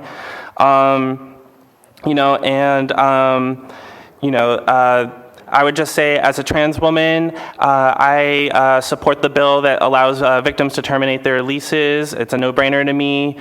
We banned the box in employment matters. We should ban the box in housing. So we shouldn't have to, check on those criminal background checks and stuff like that, unless, after not discriminating just on that. And I would also say, please try to end the discrimination against immigrants in housing. We're a nation of immigrants. My friend Suseli, she's an immigrant, and she can only afford to rent from slumlords. And so because of that, Suseli is now homeless. Her landlord actually kicked her out with the help of the police, even though it was not fully served yet. The summons, a judge didn't evict her. The police just let her landlord change her locks, and that's supposed to be illegal. The AG told them that they're not supposed to do that. But it happened, and so now she's living in hotels and living in her car. The only reason that she, couldn't be there when that happened and to get her stuff was because she was in the middle of surgery. Tenants should have an opportunity to purchase their home. I think that's another no-brainer. I think gaining interest on your tenure is a struggle that's been fought by tenants since the days of Irish land reform in the 1850s. I just looked this up last night. Look up the 3 Fs on Google. Basically, they were trying to get interest on the land that they would cultivate to give to the landlord so they could buy a trip to America and live a better life during the Great Famine.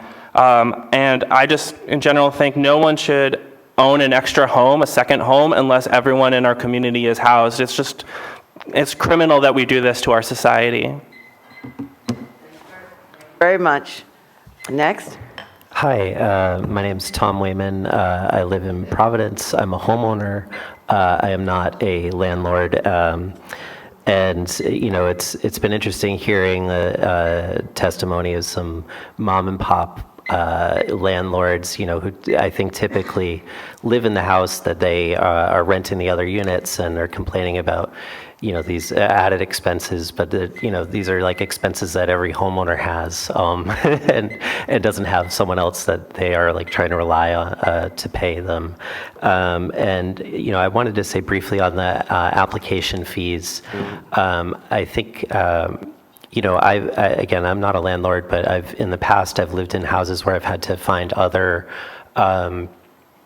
roommates in a multi-bedroom apartment, and you meet a few people and like you kind of get the vibe like, oh, like I might want to live with this person, I might not, and I imagine it's the same for landlords.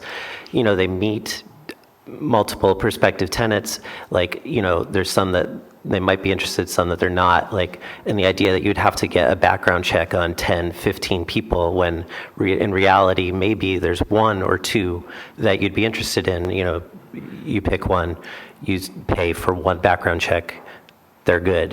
So this idea that they need to keep application fees to cover these costs just seems ridiculous to me. But I wanted to talk about H5362, about extending the amount of time for tenants. I own a small business. We promote shows at the Columbus Theater in Providence, and I employ about 30 Rhode Islanders, most of whom are tenants. And the past few years, I've heard all these stories.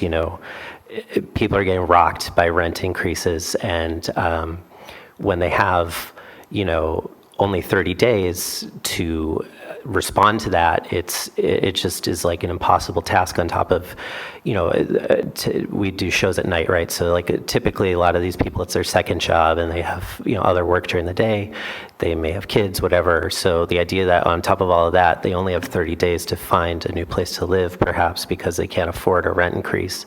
One employee, his rent went from $800 to $1,400 in 1 month. And, he had savings to be able to cover that increase, but, it's just, if he'd had more time, he probably could have found a more suitable place to live. The last thing I just want to say, I heard somebody testify like 3 hours ago that if we increase it to 120 days, that it'll be an outlier. And I just, I think when it's the right thing to do, like it's okay to be an outlier. And giving people 4 months seems really reasonable, and will just allow people to like have the time to find a place that's suitable to live in and affordable for them.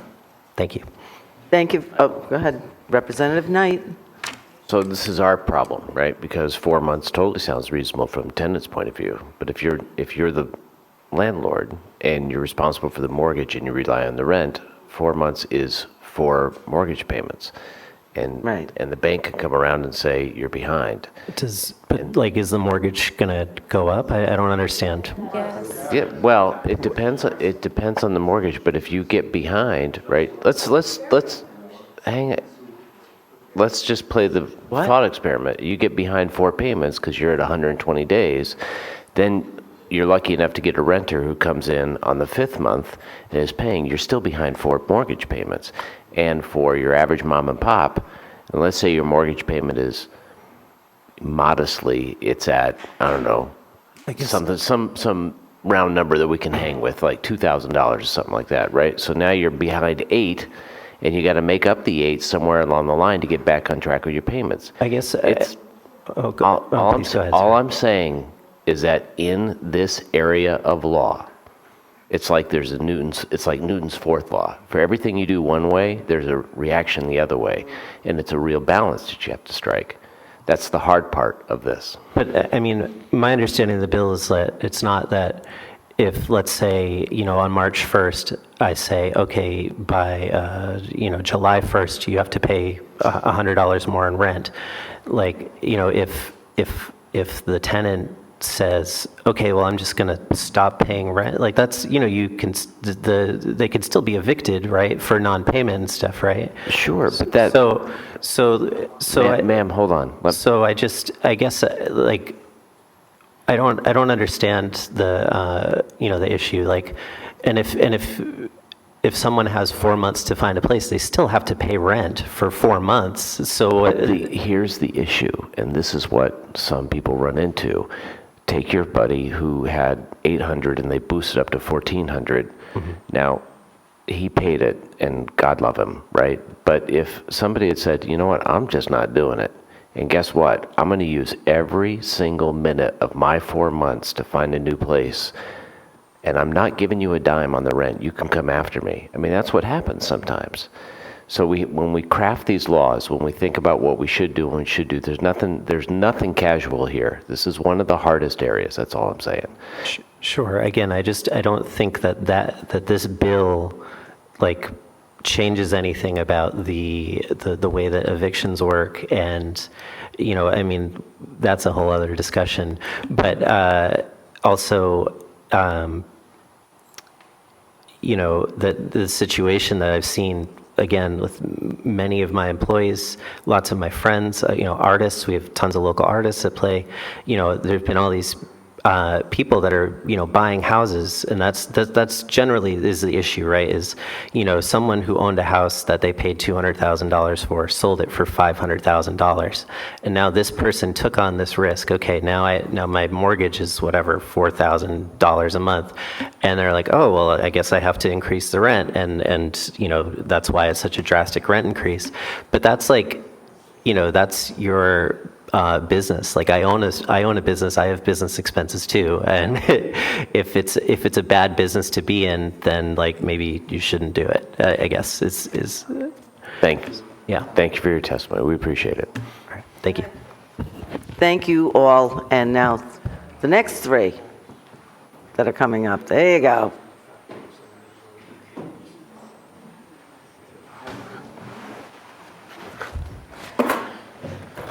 Welcome.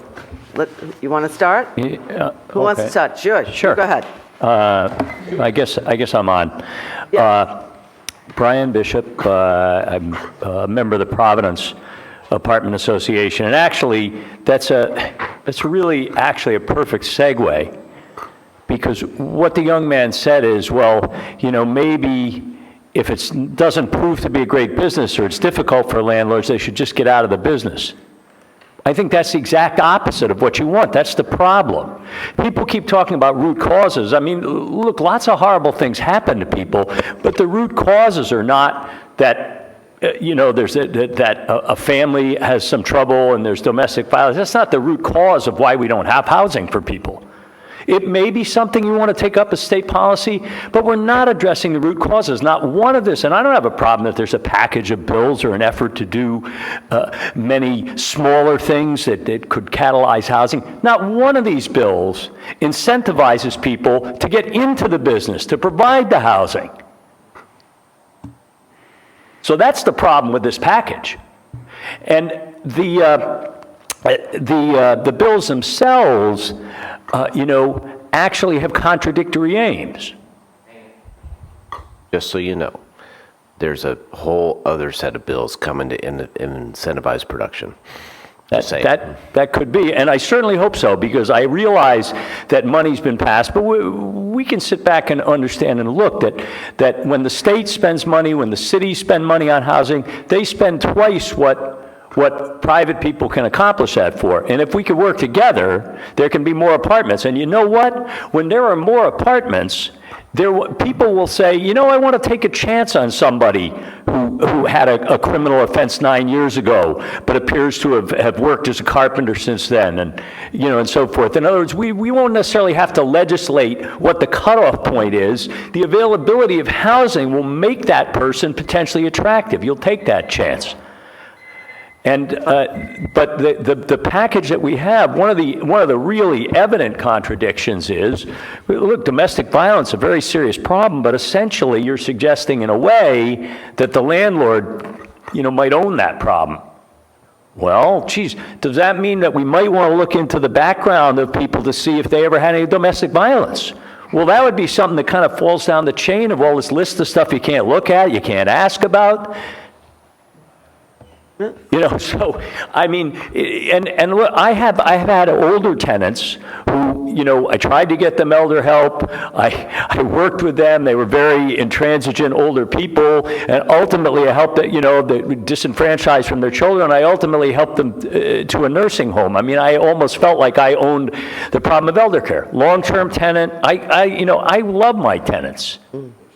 And they get along with me, but I understand that there are tougher situations, not the Pioneer situation, but there are situations that don't work out, and people can have stories about that.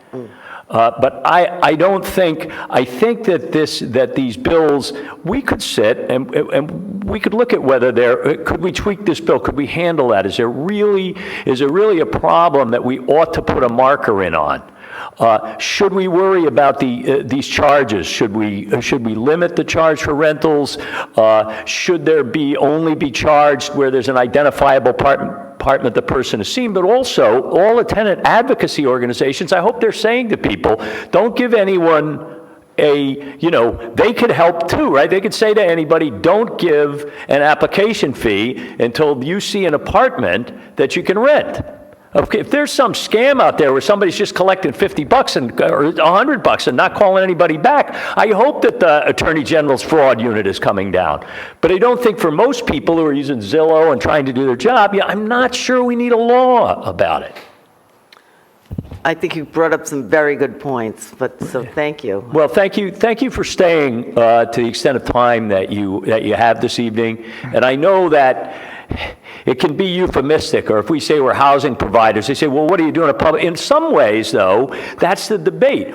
Are we a public service, and are we there to solve the difficulties, the incredible difficulties of reintegrating people into society who have offended and may be rehabilitated, may not be? These are difficult problems, and if we need to get more parole officers or more people to work with them who would liaise with I'd rather work with somebody like that than argue about whether or not I can ask. In fact, we're also hurting people maybe who don't have a background, because if that check law is in place, then you can only go on and say, what's somebody's income, or what's the normal things you might ask. And if they don't meet that income test, you say, forget it. And so you don't offer them the apartment. Now, if I was able to check and say, whoa, look, the guy's got a clean record, you know what, I'll take a chance on somebody. This is a little stretch because he tells me he's going to get another job, and so forth. So by blocking that check, which occasionally, yes, it's a murderer, maybe I hope he could reform, but I'm worried. But in some cases, you're actually hurting people who don't have any record because you can't ask the question or you can't check. You have some very good points, and I appreciate it. So, I don't think any of us here want to put you people out of business. We need you to provide housing. We need you to continue. And I think we heard from a lot of good landlords here tonight. And, we're not trying to go out again. We're not trying to get you guys. We're just trying to figure out a problem. These bills have come forward. So I'm glad you came in and gave spoke your piece. Thank you. Because there is a good side to landlords. I don't think we're here to demonize landlords. I really don't think so. But anyway, thank you for your testimony. And next. My name is Christopher Smith. I own a two-family that I reside in East Providence. I bought it in 2006 and then was immediately upside down in the house. But I stayed in it. I've rehabbed it from top to bottom. I'm in the trades, so obviously all the plumbing and heating I did. Anything I couldn't do myself, I paid other contractors, electricians, cost me thousands of dollars, but the place is nice. Got a little more work to do. Anyway, the one time I did not do my due diligence on a tenant, they destroyed the place. Wow. Cost me quite a few dollars and quite a few months to get the apartment back into or out of disrepair.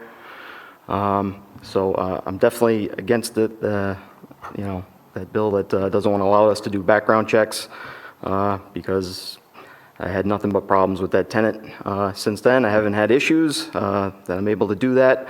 I use Zillow third party. I looked it up. They charge $29. They charge that one-time fee to the tenant, and then I guess the tenant is allowed to apply to multiple places. I don't think that's a huge issue, a $29 fee. Interest on security deposits, I did the math while I was sitting back there based on what I yield on my savings account. If I did that for my tenant, it would be 23 cents a month. Isn't this kind of stupid, right? I mean... Well, let me tell you something, just real quick, because most people don't know. For lawyers, when we get a hold of money that's not ours, like, transaction money, or it's a settlement, for a client or something, you're holding on to it till you can deliver it. Could be a month, could be a couple of years, something like that. We stick it in these special accounts, and they generate interest, and the interest is so small that it's scraped from all the accounts statewide and put into like a special fund for the Bar Association. And I know it's late, but what the hell? Somebody, I know, somebody sued back in, what was it, back in the 70s, back in the 80s, the Supreme Court says you can't do this, that 23 cents is mine. And they said, it's so small, don't even worry about it. So I get your point on the interest thing. Like, it would require this whole infrastructure to be set up, and then somebody would have to figure out where to send the money. At the end of the year. Right. So, I hear you. So, take a quick look here. So I'm against all these bills. I'd be willing to work with you on the domestic abuse victims if they're all willing to go. If I don't end up with somebody stuck in there that either can't pay the rent or is the abuser. If they want to terminate, I do month-to-month leases, by the way. So my last tenant, I never raised the rent on him. He was there for 3 years. He bought his own multifamily over in Pawtucket. Good for him. I gave him back a security deposit. My new tenant now has only been there for 6 months, so we'll see how she works out. So far, so good. That's all I got. Thank you. Next. My name is Sam Levy. Hope I'm doing this right. My name is Sam Levy. Button up. Okay. My name is Sam Levy. I own 3 houses, one of which I live in. The other, 2-family or 3-family. I'll try and be short and sweet. I mean, most of this seems ludicrous to me. I'll just start from the beginning by bill number and tell you what I think. 5362, the 120-day notice. For the most part, I can't remember the last time I raised the rent more than once a year, and usually it's like every 2 or 3 years or something like that, because the city decided to raise taxes, insurance, water, sewer, all these kinds of things, repair bills, something I had to put a roof on, things like that. I probably should raise it more often. In my rental agreement, before you ever move in, when you sign my rental agreement, one of the first things it says is it's on the anniversary of the first day, it's a 5% increase. So over 12 months ahead of time that it's going to be increased 5%. The fact that I haven't raised it is besides the point. But it's in there, you've had the notice. So I mean, as far as the 120 days, I could care less about, but I don't know anybody that's raised it more than once in a year, if that often. On the next one, for termination of 5579, for termination by abuse, I don't want to be stuck with the abuser or the victim that can't afford the rent. If they want to terminate a lease, then both go. At the same time, goodbye. Your problems are not my problems. I'm not here to take care of you. The 5580 for charge an application fee.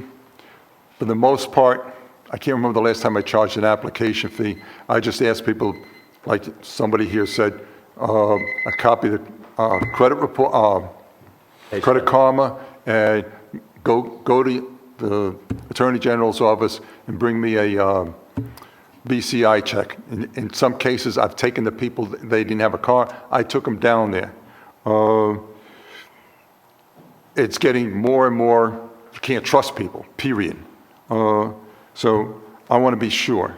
As far as, and then on immigration status, I could care less where you come from. I don't care what color, shape, or form you are. My thing is, are you going to be a good tenant? Are you not going to cause problems? And you're going to pay the rent. That's my concern. What you are, I could care less. As far as next one, 5690, I'm paying interest. It's going to cost me more in time and effort than it is that you're going to get interest, on to go to the security deposit that if you don't pay the rent or you cause damage, I'm going to get anyway. So, I mean, and it's pennies. One increase per year, I mean, my personal opinion, you got your increase notice at a time for 5%. If they were to pass any kind of laws, I'll make it 10%. I don't have to. I don't have to raise it the whole 10%, but you've been notified of 10%, or whatever the number happens to be. The fact that I haven't raised rents on people in the past for over a year is besides the point. But I want the prerogative. For the use of credit reports and background checks, I see ladies here. You're my tenant. You're my tenant. I have a three-family house. There's a single lady on the first floor, a single lady on the third floor. You want me to let anybody in that may be abusive, criminal, in any kind of way that you would be scared to come in and out of your own house? How long are you going to stay there? You've been my good tenant. I'll take these ladies. One's been there for about 4 years. The other one just moved in a little while ago. She's scared of her own shadow. If I let somebody in that's going to scare her more, she's going to be gone. That's not fair to her. It's my, if I let somebody in, like somebody that said something about, for 12 years ago, there's somebody, domestic violence or rapist or something like that, and he goes in and does anything, and I knew about it 8, 10, 12, 15 years ago, and something happens to you, who are you going to come screaming to? You're going to sue me because I didn't look out, because I knowingly let somebody in, or I should have known that they had that kind of background check. Excuse me, sir, your 2 minutes are up. Could you please wrap it up? And I support 5514, for tack on notice kind of thing. I mean, that just seems like a no-brainer that, and as far as like abusive tenants, I got beat up so bad, I had to go to the hospital by a tenant that I was evicting because they hadn't bothered to pay the rent in 4 months. The only reason I let them stay that long is because the wife was nice, but I'm standing, minding my own business on the house next door that I own, and the husband came up and socked me so hard, he knocked me basically from where it says Representative Casimano, Julie, knocked me from there over to here, out in the street. I was all bruised up, banged up, cut up, and I'm supposed to let somebody like that into one of my apartments? No. No. Well, thank you. I'll keep it empty first, which is exactly the opposite of what everybody wants. Right. You want more housing, you don't want an empty apartment. Well, thank you, sir, for your testimony. Can everybody who hasn't testified and still wants to, please raise their hand? Oh, my goodness. Okay. We've got to keep to the 2-minute mark, okay? And we're hearing a lot of the same testimonies, so I think you guys, a lot of you are pressing the same points, so If you could keep it brief, we'd appreciate it. Okay, who wants to start? And please do us a favor, don't read your statement. Like, don't. Just go down to get to your bullets and give it to them as fast as we can. We're fading too. Okay, who wants to start? I will. Sure. Up is on. Yeah, just push it. Good? All right, sorry. Chris Bellotti, I'm a landlord.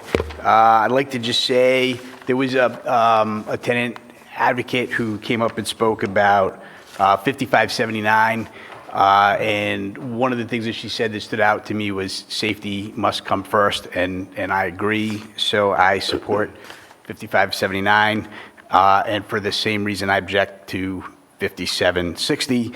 I care about the safety of my tenants. That's why I'm here. On the screening thing, I will just say that we use a screening service. It gives us a score. We can't differentiate. We have no idea like how old any of the negative credit inquiries are. We just see a number, and that's how we gauge whether to rent to somebody or not. So I'm not really sure how we would apply that, even if we wanted to. With regard to the skip over the security deposits, I think Representative Knight said exactly what I wanted to say. On 5580, with regard to the application fees, I will say, so we have a website, and you can apply online, and you pay an application fee when you apply. During COVID, when housing was really scarce, we were just getting inundated on our website. People were just sending us money, applying unsolicited. We sent all the money back. Our policy has always been to refund money for any tenant that we reject. The only reason we collect the money is we collect the money more as a deposit. So if we accept somebody and they're a tire kicker, they lose the money. It just avoids tire kickers, if you will. But, I think... There's a 2-minute marker. That buzzer? I'm good. Okay. You got it. And I'll give this to... Yes, that'd be great. Thank you. Have my name on it, is that right? Oh, no, put your name on it. Thank you very much for your testimony. Next. Hi, everyone. My name's Stephanie Barbusi. I oppose H5760 and H5590 for reasons that I'm not going to explain because, frankly, we don't have time. If you've ever taken a class in psychology, you'll have learned about Maslow's hierarchy of needs. Basically, I wrote this whole thing, but food, water, shelter, clothing, it's all the basis of that, right? However, we wouldn't fault Stop and Shop for raising their price on eggs. And my feeling is because we have proper social programs to bridge that gap, right? There's SNAP. The SNAP program doesn't tell people, sorry, you can't eat right now, but we have an 8-year waiting list. And after you're done with that 8-year waiting list, we're going to only pay Stop and Shop 85 cents on the dollar for those eggs. So have fun with that. Go negotiate that out. Does that sound horrible and ridiculous? Because it is, right? So I think the real thing is that we need to find solutions for these issues, which would be to, like Rep. Knight said, the bills that are coming out to create more housing, maybe let up on some of these rules and stuff for builders and incentivize people to create more housing. Or the state needs to get involved and revamp the programs. Stop putting everything on the backs of landlords. It's not all us. We create the housing, but the state's got to come in and provide better programs too. So, and in the case of 2, 3, and 4 family homes, actually my taxes went from $1,500 to $3,380 this year. Along with my taxes, my insurance went up that much. My taxes also went up that much. Not only that, but there was a 47% increase in National Grid, or Rhode Island Energy now, okay? But you want to cap us. But we're not capping any of the utilities, the taxes, the insurance. There's not one cap on any of that. And we're just supposed to eat it. Most of these houses, put it this way, maybe I'd give a class in economics of housing, but when you invest, it's more of a 401k. There's not much of a monthly cash flow. It's literally a few $100.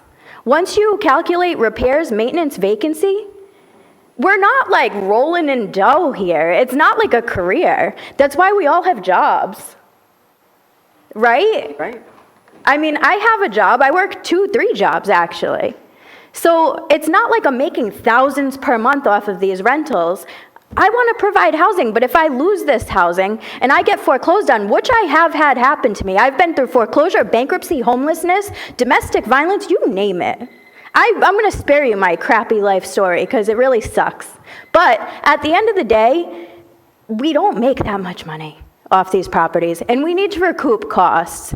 We don't, like, I don't know how else to say that, but there's like this misunderstanding or this misconstrual that we make all this money, and it's just not true. And you don't cap anything else in this state, so what, we're just supposed to, what, go into negative? Dude, saying about business models, oh, well, don't get into it. Well, how else are you supposed to have housing in this state? I don't see anybody else creating it. So that's it. Yes, thank you for your testimony. Thank you. Next. Hello, my name is Justin Robinson.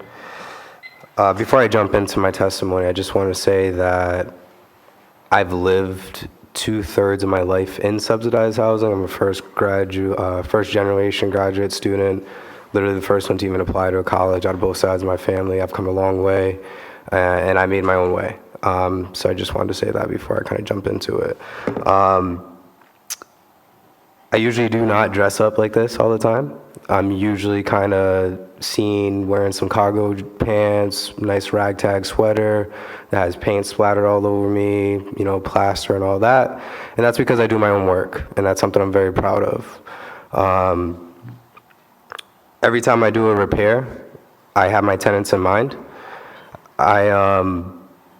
I do it because I want to create a wonderful place for these people to have memories, to have an area where they can celebrate their birthdays, you know, live their lives and have these great memories. So that's something that literally motivates me while I'm doing these repairs on these units.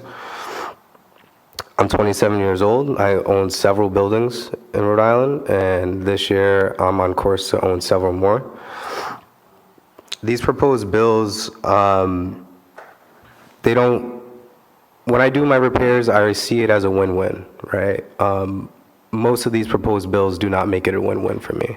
It does not motivate me to own more buildings in Rhode Island. It does not motivate me to get my hands dirty. It does not motivate me to go and create fair, equal housing. By the way, I've spent most of my life in Section 8, so I've seen the flip side of it, of having landlords that, you know, were not able to do the repairs on their buildings. That's actually what motivated me to be a landlord. Right? My own mother has lost her voucher multiple times. So that's kind of my background and where I'm coming from. It's been brought up several times, but yes, there are many, many expenses when it comes to a house. None of them, as the previous testimony says, none of them, like taxes, utilities, are being capped. So for the income to be limited and to be capped, that's just absurd. On one of my buildings, I literally make, if that, $100 per unit. In that same building, my taxes have increased $600. My taxes per year are now $10,000. And if I'm not able to pass those, you know, those increases on to my tenants, am I just supposed to let my house go into foreclosure? Absolutely not. So bills 5690 and bills 5760 are obviously two that I'm opposed to. I'm going to just jump to 5760 real quickly, and then I'll get out of here because I know it's been a long night here. That bill will profoundly hinder my ability to keep my tenants safe in my building.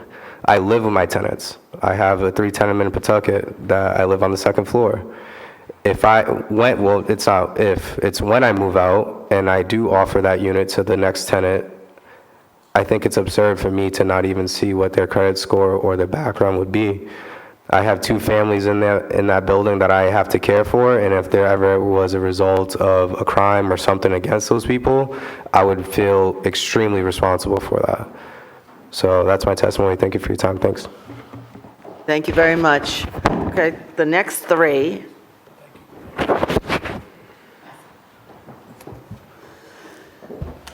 And whichever one of you want to start first, please proceed.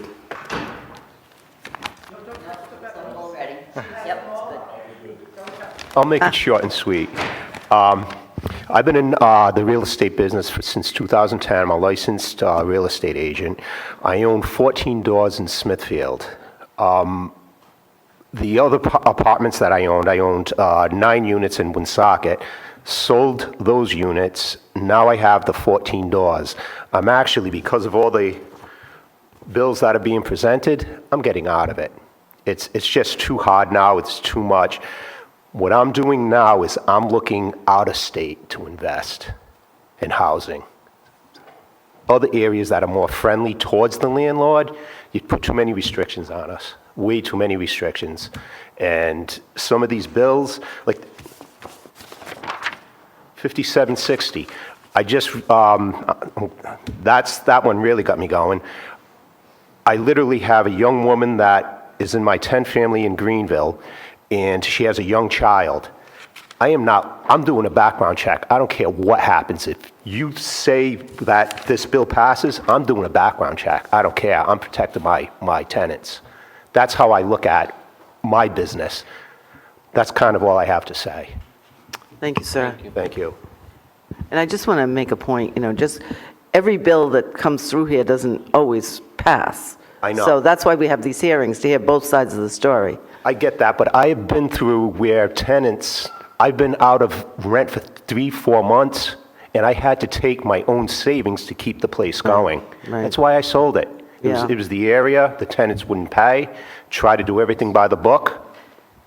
I sold it. So I'm doing the same thing with the ones that I have now. Yeah. And I'm just going to go out of state. So I think eventually it's going to look like Detroit around here. Oh, boy. Thank you for your testimony. Thank you. Next. Hi, good evening, everyone. Thank you for your time. My name is Clinton Nenny. I'm a homeowner in Providence, as well as part of the Providence Apartment Association. So I'm here to oppose many of these bills. I'll go through them pretty quickly because... Not close enough to it. Oh, okay, sorry about that. Hope you can hear me better now. So I'm here to oppose many of these housing bills, and I'll go quickly through why I oppose them. So 5362, which is for the 120-day informants of a rental increase. So logically, a lot of the people I've heard that were tenants, they said, oh, it doesn't give us enough time to move out. We don't increase rent to have people move out. We just increase rent to maintain being able to pay the bills. So the intent, first off, is to keep the tenant anyway. So I don't understand why everybody's talking about moving out because of a rental increase. And if the rental increase is modest, it just should be a conversation instead of legislation that leads to a solution. So there, I think that would be a much better strategy for that bill. 5579, which is the one that is about domestic violence. A lot of the discussion around that, I think that bill's heart is definitely in the right place. The only thing I would change is people said safety should be first. That applies to landlords as well. Their safeties, because some of these landlords here are women as well. So what if they're in the middle of the domestic violence issue? You kick out the person who had violence on them, but the landlord now is with the abuser.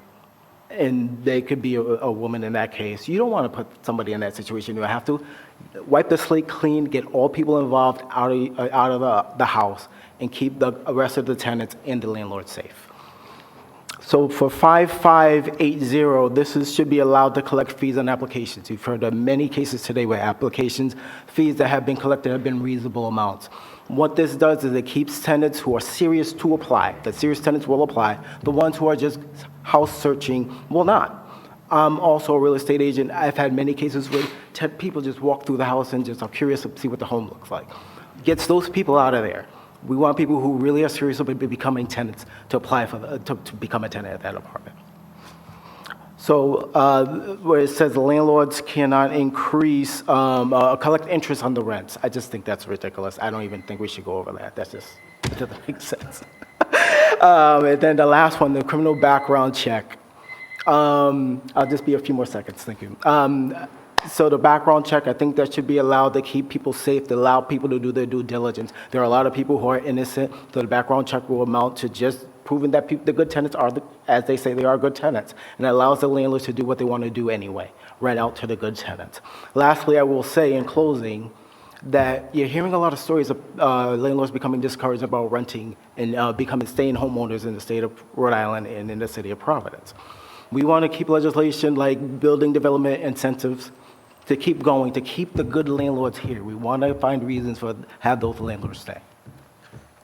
Thank you very much. Next. Hi, everybody. My name is Angelo Capsmalis. I'm a small housing provider from Pawtucket.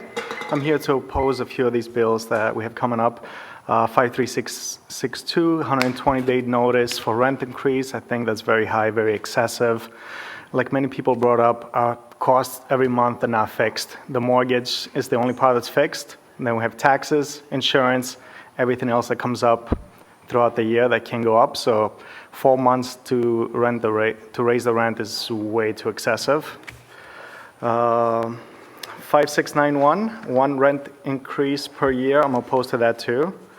I try not to raise rents more than once a year, but sometimes things happen like the city of Pawtucket raises my taxes for $2,000, $3,000, and the city of Providence, insurance goes up a couple of thousand a year. The roof has to be replaced. All the houses in Rhode Island, we know they're like 100 years old, 120 years old, so you have to fix a lot of things with them. So you might have to make an increase more than once a year, because these things are very expensive. Last one. Limits the use of credit reports and background checks, 5760. Obviously, we want to be able to do background checks and credit reports, keep everybody safe in our houses, keep the tenants safe and also ourselves. 5514, I support allow the tack-on notice for eviction. Regular mail, it's very old, very slow, things get lost. So I think it'd be nice and easy to just be able to stick a notice in the door. It's a lot faster. Get things done. That's it for tonight. I don't want to keep you too late. Thank you for having me. Too late.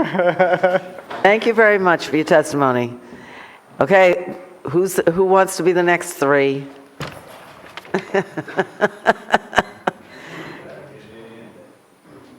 We're almost getting there. Yeah.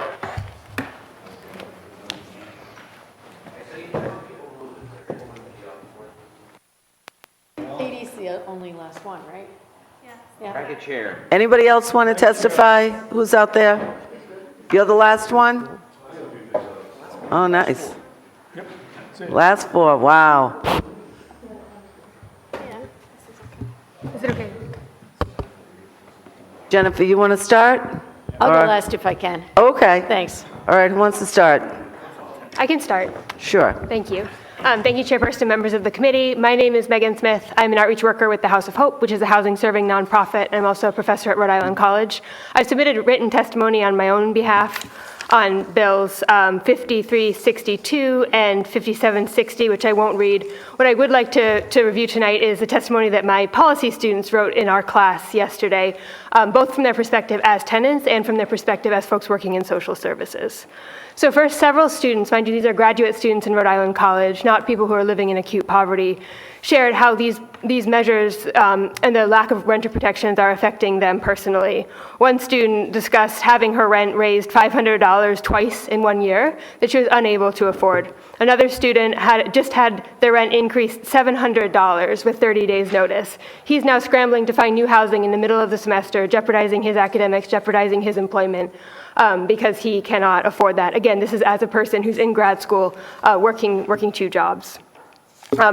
They also shared experiences with their clients at multiple organizations. I'm going to read you a couple of quotes from them. Related to Bill 5579, the student said, "It is literally a life or death situation if a client can't get out of a unit, especially if there are children involved. If a parent is unable to break the lease and relocate, this can cause DCYF involvement." This is from someone working with families experiencing homelessness.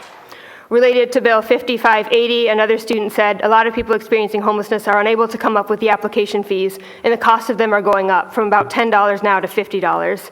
This is not just private landlords, but developments as well. Homelessness serving agencies don't have dedicated funds for these fees, so people aren't able to even apply for housing." Related to 5580 as well, predatory landlords will require separate application fees for each unit, not just one for the whole property management company. And lastly, related to 5760, the Fair Chance Housing Act, landlords are doing more intensive background checks that have no real impact on their ability to be a good tenant. I'll submit this in writing. Thank you very much for your time. Thank you very much. Next. You're on now. Hi, my name is Anthony Thompson. Thank you to the committee for staying so late. I will try my best to stay within the 2 minutes, and like my predecessors, I may fail, but possibly, hopefully not miserably. So I own three families, and I would like to voice my opposition to 5362, 5579, 5580, 5690, 5691, and 5760. Regarding 5760, we also have a duty to provide good housing to all of the tenants in a building, which means that we have to pay special attention to who we're letting into the building, as it might affect the other tenants in the building. I understand that certain things are specified in that bill. I don't like the idea of us being limited as to what we can focus on. For me, when I screen, I look for evidence of dishonesty, but even then, I would look at how recent it was. Regarding 5362 and 5691, I think those are forms of rent control, and I think that basically disincentivizes people to improve our housing stock. We have aging housing stock, there's functional obsolescence, actual obsolescence. We need to encourage people to take the risk of taking on property. Each property is a small business. We're essentially small business owners in the business of providing housing. And I think that we need to allow people to have something small for that risk. I talked to a lot of new landlords and housing providers, and they all, as far as the ones I've talked to, basically say that each property makes very little money, especially when you take into account tax increases, insurance increases, unexpected things breaking, et cetera. As regarding application fees on 5580, I don't think anyone likes to hear about people gouging or charging over and over and over again $100, $200. To me, what makes the most sense is to have housing providers pass on the actual cost of the service that they're using, whatever that service be. I was never comfortable marking up or making a, quote, profit on application fees. And lastly, some of these bills have criminal violations written into the bills. I think that's excessive and unnecessary. My understanding is that the current set of landlord-tenant laws was written in 1985 and fairly balanced landlord and tenant concerns. And lately, it's just seemed that wave after wave of proposed legislation it favors tenants rather than housing providers. And thank you very much for your time. Thank you very much. Next. Hi, good evening, everybody. Thank you so much for your patience. My name is Katie West. I'm the Director of Strategic Initiatives at the Housing Network of Rhode Island. We are a membership trade association of nonprofit community housing developers. So when we're talking about who's creating and providing housing in the state, it is our members. We are here today to testify in support of four bills, 5362, 5580, 5760. We did also submit extensive written comments, and we submitted written support for 5689 as well. I do absolutely agree with the comments that we should build more affordable housing and more residential housing in general. However, we're so far behind, and we have so much additional headway to make on this, thanks to the leadership of the General Assembly, the Speaker, who's my representative. I know you all are working on that, and it's a priority this session, which we appreciate. So we need to make development easier. But in the meantime, these bills that protect tenants are essential. We do not have an adequate social safety net, and people fall through the cracks. And we need policies that, in the bills, it's going to take time to build more housing. We know we need that. We have to focus on policies that maintain people's housing stability, and that's what these bills do. And I hear the comments that have been made about the need to coordinate, engage both sides on the issue. As somebody that manages a coalition of 80 organizations, I understand that. I understand what the negotiation process is like. But I do just want to hone in on the power dynamic there. Landlords inherently have more power in the situation than tenants. They control a vital asset. They control a basic need that people need to live and survive. And so, I don't think any of these bills are intended to penalize landlords, maybe those who are unscrupulous. Certainly, we've heard from landlords today who have indicated they're doing, the best things that they can for their tenants. The intent of these bills is to protect tenants and their housing stability. Thank you very much for your time. Thank you. Last but not least. Good evening. Thank you, members of the committee, chairs, co-chairs. My name is Jennifer Wood. I'm here from the Rhode Island Center for Justice. We represent low-income tenants on a pro bono basis statewide, and we are having these conversations every day and every week with low-income tenants and with landlords and their attorneys. So I came here this evening to testify on 10 bills. That went out the window about 4 hours ago. I'm here on 7 bills, 2 that I'm very significantly in opposition to, and I'll highlight those first because both of them reduce due process rights. And then 5 that we support, and I only want to make a few specific comments based on the lived experience of our clients as to those 5 bills. The 2 that we oppose are 5433 and 5514. Each of them would reduce protections. In 5433, you haven't heard a lot about that tonight, but it reduces the notice requirements for storage facilities. And we come into contact with this issue all the time through our clients. When clients are evicted, their possessions are forcibly removed from the apartment and put into storage pursuant to Rhode Island law, and there's a process for them to retrieve those items. Many tenants also rush into storage because they're being evicted. And we have had tenants who lost their possessions that were hastily put into storage, either forcibly or by themselves, because they were unable to retrieve them, didn't have adequate notice that it was going to be sold off. And the stories that we have had that I want to share with this committee are people losing the only photograph of their dead child, people losing the only memento of their deceased parents and grandparents. It's not just your clothing and your stuff. People's stuff that gets put into storage sometimes is the only thing that they have from a beloved family member or something that is very essential to their identity. So lowering the protections and warnings that people get before their stuff is sold off and trashed is, I think, something we should proceed with great caution on. So that one didn't really get a lot of attention, but I really wanted to bring those stories. When I spoke to a mom who lost the only photograph of her dead kid, I was like, that's heinous, and we should not let that happen. At least to have the notice that is currently required, I would not reduce that protection. People still will lose those things that I just mentioned, but at least they will have the time frame within which to try and recover them.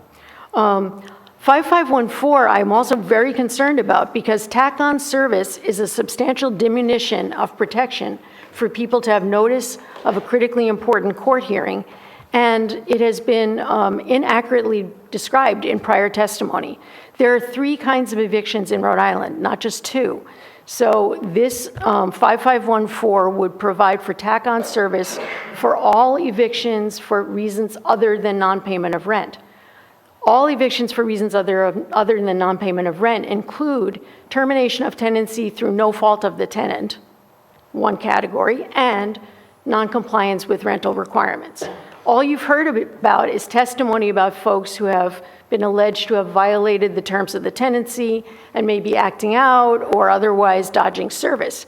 You haven't had anyone mention to you that this legislation would permit tack-on service for people in routine termination of tenancies where they have done nothing wrong, they are up to date on their rent, and they are entitled to not sewer service, but good notice that they would have a routine eviction being filed against them.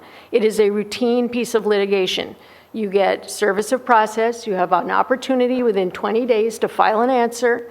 There may be defenses that you can juxtapose in that answer, and then you get a court hearing.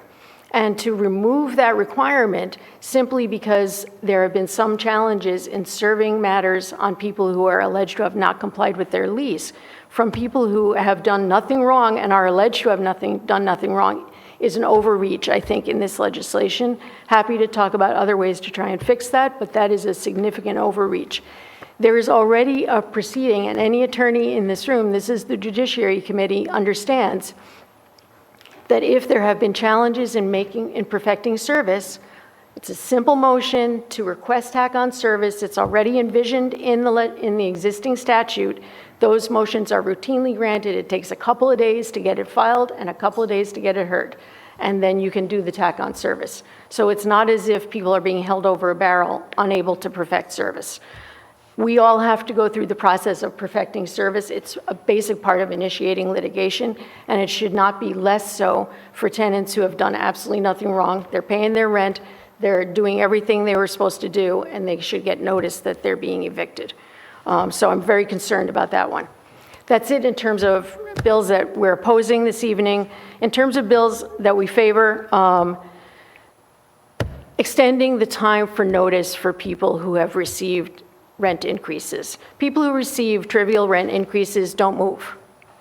They pay the rent increase. People call us every day and say, oh, I've been given a 10% rent increase. I'm outraged. Surely that's illegal in Rhode Island. And we say, no, that is totally legal. There is no limit on the amount or frequency of rent increases in the Rhode Island Landlord-Tenant Act. That's a problem, and that's one of the bills we're here to support tonight, is to start to put a limit there. And we say to clients, or prospective clients who would like our help to oppose a rent increase, you're paying $900, they want to raise it to $1,000, that's a great deal, stay put. Because there's nothing out there, you will not find another apartment in 30 days. And if you can't pay the rent increase, and you don't pay it because you're annoyed that the rent has been increased, now you're going to have an eviction filing. And that's going to impair your ability to be a tenant for the rest of your life. So that is the notion that people need additional time to move is because they will continue to pay their rent.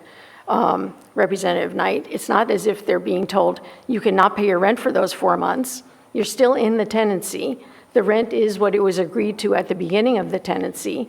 And during those 4 months, if you really are not going to make it, you got to move. And to find a new place that is affordable in the current rental environment, we try and help people move every week. We get people extensions, we get people stays of execution, a weird term in this context. And one of the testimony you heard tonight is that sometimes it is a literal stay of execution because sometimes people die because they cannot find another place to live. So we get them the extra time and they still can't find a place. And then people end up in the CES and in a shelter. So 4 months sounds like a radical change, but in the current rental environment, it is basically the minimum you would need to make a safe transition, continue to pay your rent in the meantime, and not have an eviction filed against you. So we very much favor that. I know it's an additional month for elders. That also seems appropriate. Moving quickly forward, in terms of the application fees question, you've heard a lot of testimony on that. We support eliminating application fees, particularly because there are more cost-effective and more fair approaches, like the third-party Zillow type approach or just providing publicly available documents. On prohibiting inquiry into immigration status, we support that legislation, but with proposed amendments, because there is no enforcement mechanism in the legislation. I approached one of the sponsors about it this evening. We proposed linking this legislation to the Fair Housing Practices Act so that there will be a meaningful enforcement mechanism. Inquiring into immigration status is nothing more than a form of national origin discrimination. It's prohibited by law. This makes it clear that that inquiry is similarly prohibited by law, but there's no enforcement mechanism, so we support linking it to the Fair Housing Practices Act. Limiting rent increases to one time a year. We've heard a lot of testimony this evening about actors in good faith on both sides of the equation, landlord and tenant. Landlords who say, I would never do that. I put a 5% increase in there, even a 10% increase in there to reserve my rights. I only respond to increases that I'm incurring. What is a reasonable set of guardrails to start to put around rent increases? People call us and we say, there is no limitation on the amount or frequency of rent increases in the state of Rhode Island today. That's wrong. There have to be some guardrails around this because sure, there are great landlords who don't raise the rent for 3, 4, 5 years. People call us and they say, I'm outraged. My rent was raised for the first time in 5 years. And we say, pay the rent. Because actually, that's great. But There are people who call and say, this is the third time in the last 8 months, and each time it has been 25%. And I have to move. And I have kids, and I have an elder in the household, and how am I going to move all my stuff after 16 years? People call us with that scenario. So how many rent increases per year is too much? This is the Judiciary Committee. Let's set some guardrails here. 1 time? Okay, maybe there are extraordinary circumstances. 2, 3, 4. I don't think anyone on this committee would say that you can raise the rent 4 times and that's reasonable. We have people confronting that circumstance. So we need some guardrails here. If you think 1 is too little, then maybe 2. But certainly we do need something that starts to say the frequency and the amount needs to have some guardrails on it. Finally, fair chance. We had all the same testimony for hours and hours and hours on Ban the Box. The Fair Chance bill does not prohibit inquiry into criminal conduct. And you guys know this, but I need to say this out loud. It has to do with when in the process can you consider prior criminal conduct. And we cannot just continue to have a society in which having ever been incarcerated opens you to permanent discrimination for the rest of your life at the point of first contact for a job, for a license, or for housing. We've already, as a center, worked on fair chance in licensure and professional licensing and Ban the Box. All that folks are saying is you can't have someone able to reject you when you walk up for that first meeting and they say, hey, have you ever been in prison? I'm not even going to talk to you. No, the question is not, have you ever been in prison? Have you ever been charged? The question is, are you someone that I would otherwise want to rent to? And somehow tonight, credit checks and criminal conduct got merged into we can't ask anyone anything. That's not what this bill has to do. This bill has nothing to do with credit checks, by the way. It specifically excludes inquiries into the ability to pay the rent. So we know that it is reasonable to make inquiry into whether someone can pay the rent. It is unreasonable to exclude someone prima facie simply because they've had contact with the criminal justice system. We want people to have the opportunity to apply to be a tenant, to begin that process, to prove they can pay the rent, and then if they have been selected, then the landlord can make a reasonable inquiry into a limited number of serious criminal prior actions and really state the basis for why they're not renting. So I just had to set the record straight on that one. This is Ban the Box all over again. And all of the issues and all of the bogeymen that were raised about the safety of, I will say, women and men in all residential and employment settings came up in Ban the Box. No one wants their, I'm a mom. I have a son and 2 daughters. I don't want any of my 3 kids in a workplace where they may be harmed or killed. I don't want any of my 3 kids renting in a setting where they may be harmed or killed. But I don't want to exclude people at the point of first contact who may be wonderful employees, wonderful people to live in the building in which I live, simply because we as a society have associated a stigma with any reason why you might have previously had contact with the criminal justice system. So please consider the Fair Chance bill. It is Ban the Box all over again. It has all the appropriate protections. It is not about not asking people about prior conduct. It's about when in the process is that legal to be done so that it's not just discrimination. Thank you, and I apologize for going on. Thank you. I have a question. Oh, good question. I have a question. So, Ms. Wood, tell me, walk me through this, at what point along the process can the landlord legally look into the criminal background of the applicant?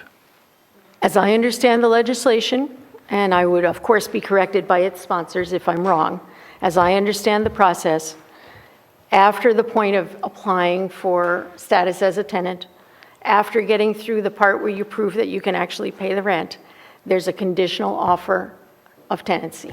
At that point, Then the second layer comes in, which is, and by the way, these particular kinds of crimes can be considered by me as a landlord, and I need to know whether or not you have any relevant information to share with me.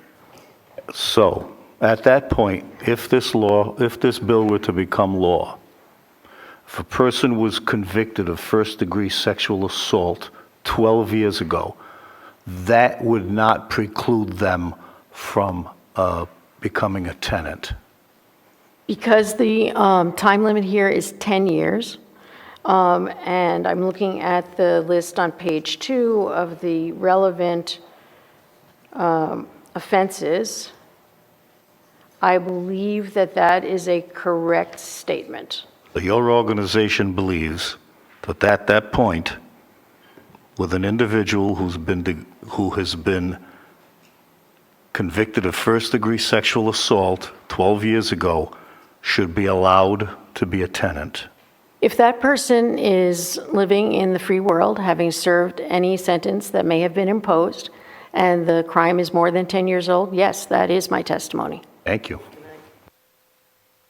Can I ask you, what would you do with a registered sex offender under those circumstances when they cannot be in a facility with children? They can't live next door to kids. Right, When and you, actually, and that could last more than 10 years.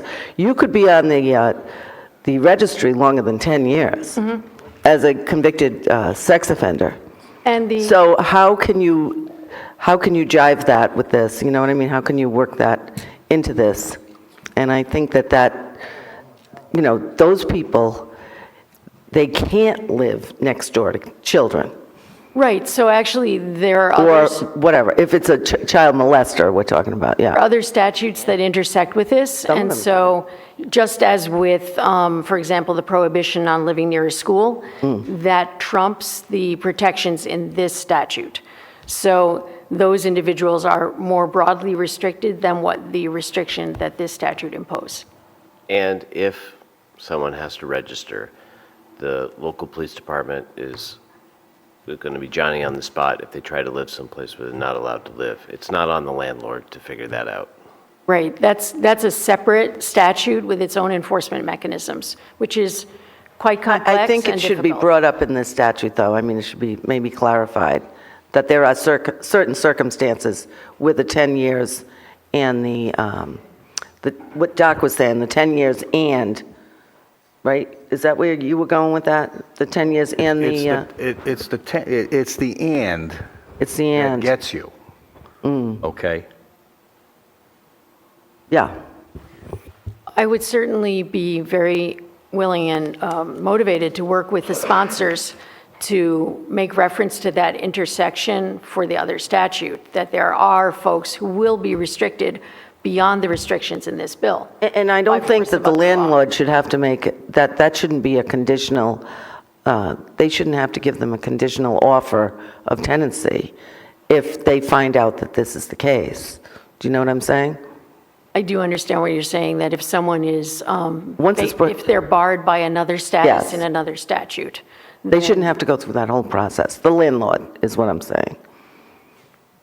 Perhaps that would be a friendly amendment to this bill. I haven't thought that through this Yeah. evening, and I'm kind of tired, but. Yeah, so are we, but. It's something that I'm sure. I was thinking of people this would give- early on in the evening, and it just came back when he brought it up. Madam Chair, I realize that an individual lawyer or not, would look at these different crimes and say what is more heinous than the other, but I do have a problem with ignoring even some of the other non-first and second degree child molestation crimes. That, like murder, manslaughter, okay, kidnapping. Arson. Okay, I would have a problem with that, okay, beyond the 10 years. So. Okay. Motion to adjourn? Motion. Second? All in favor? That concludes House Judiciary.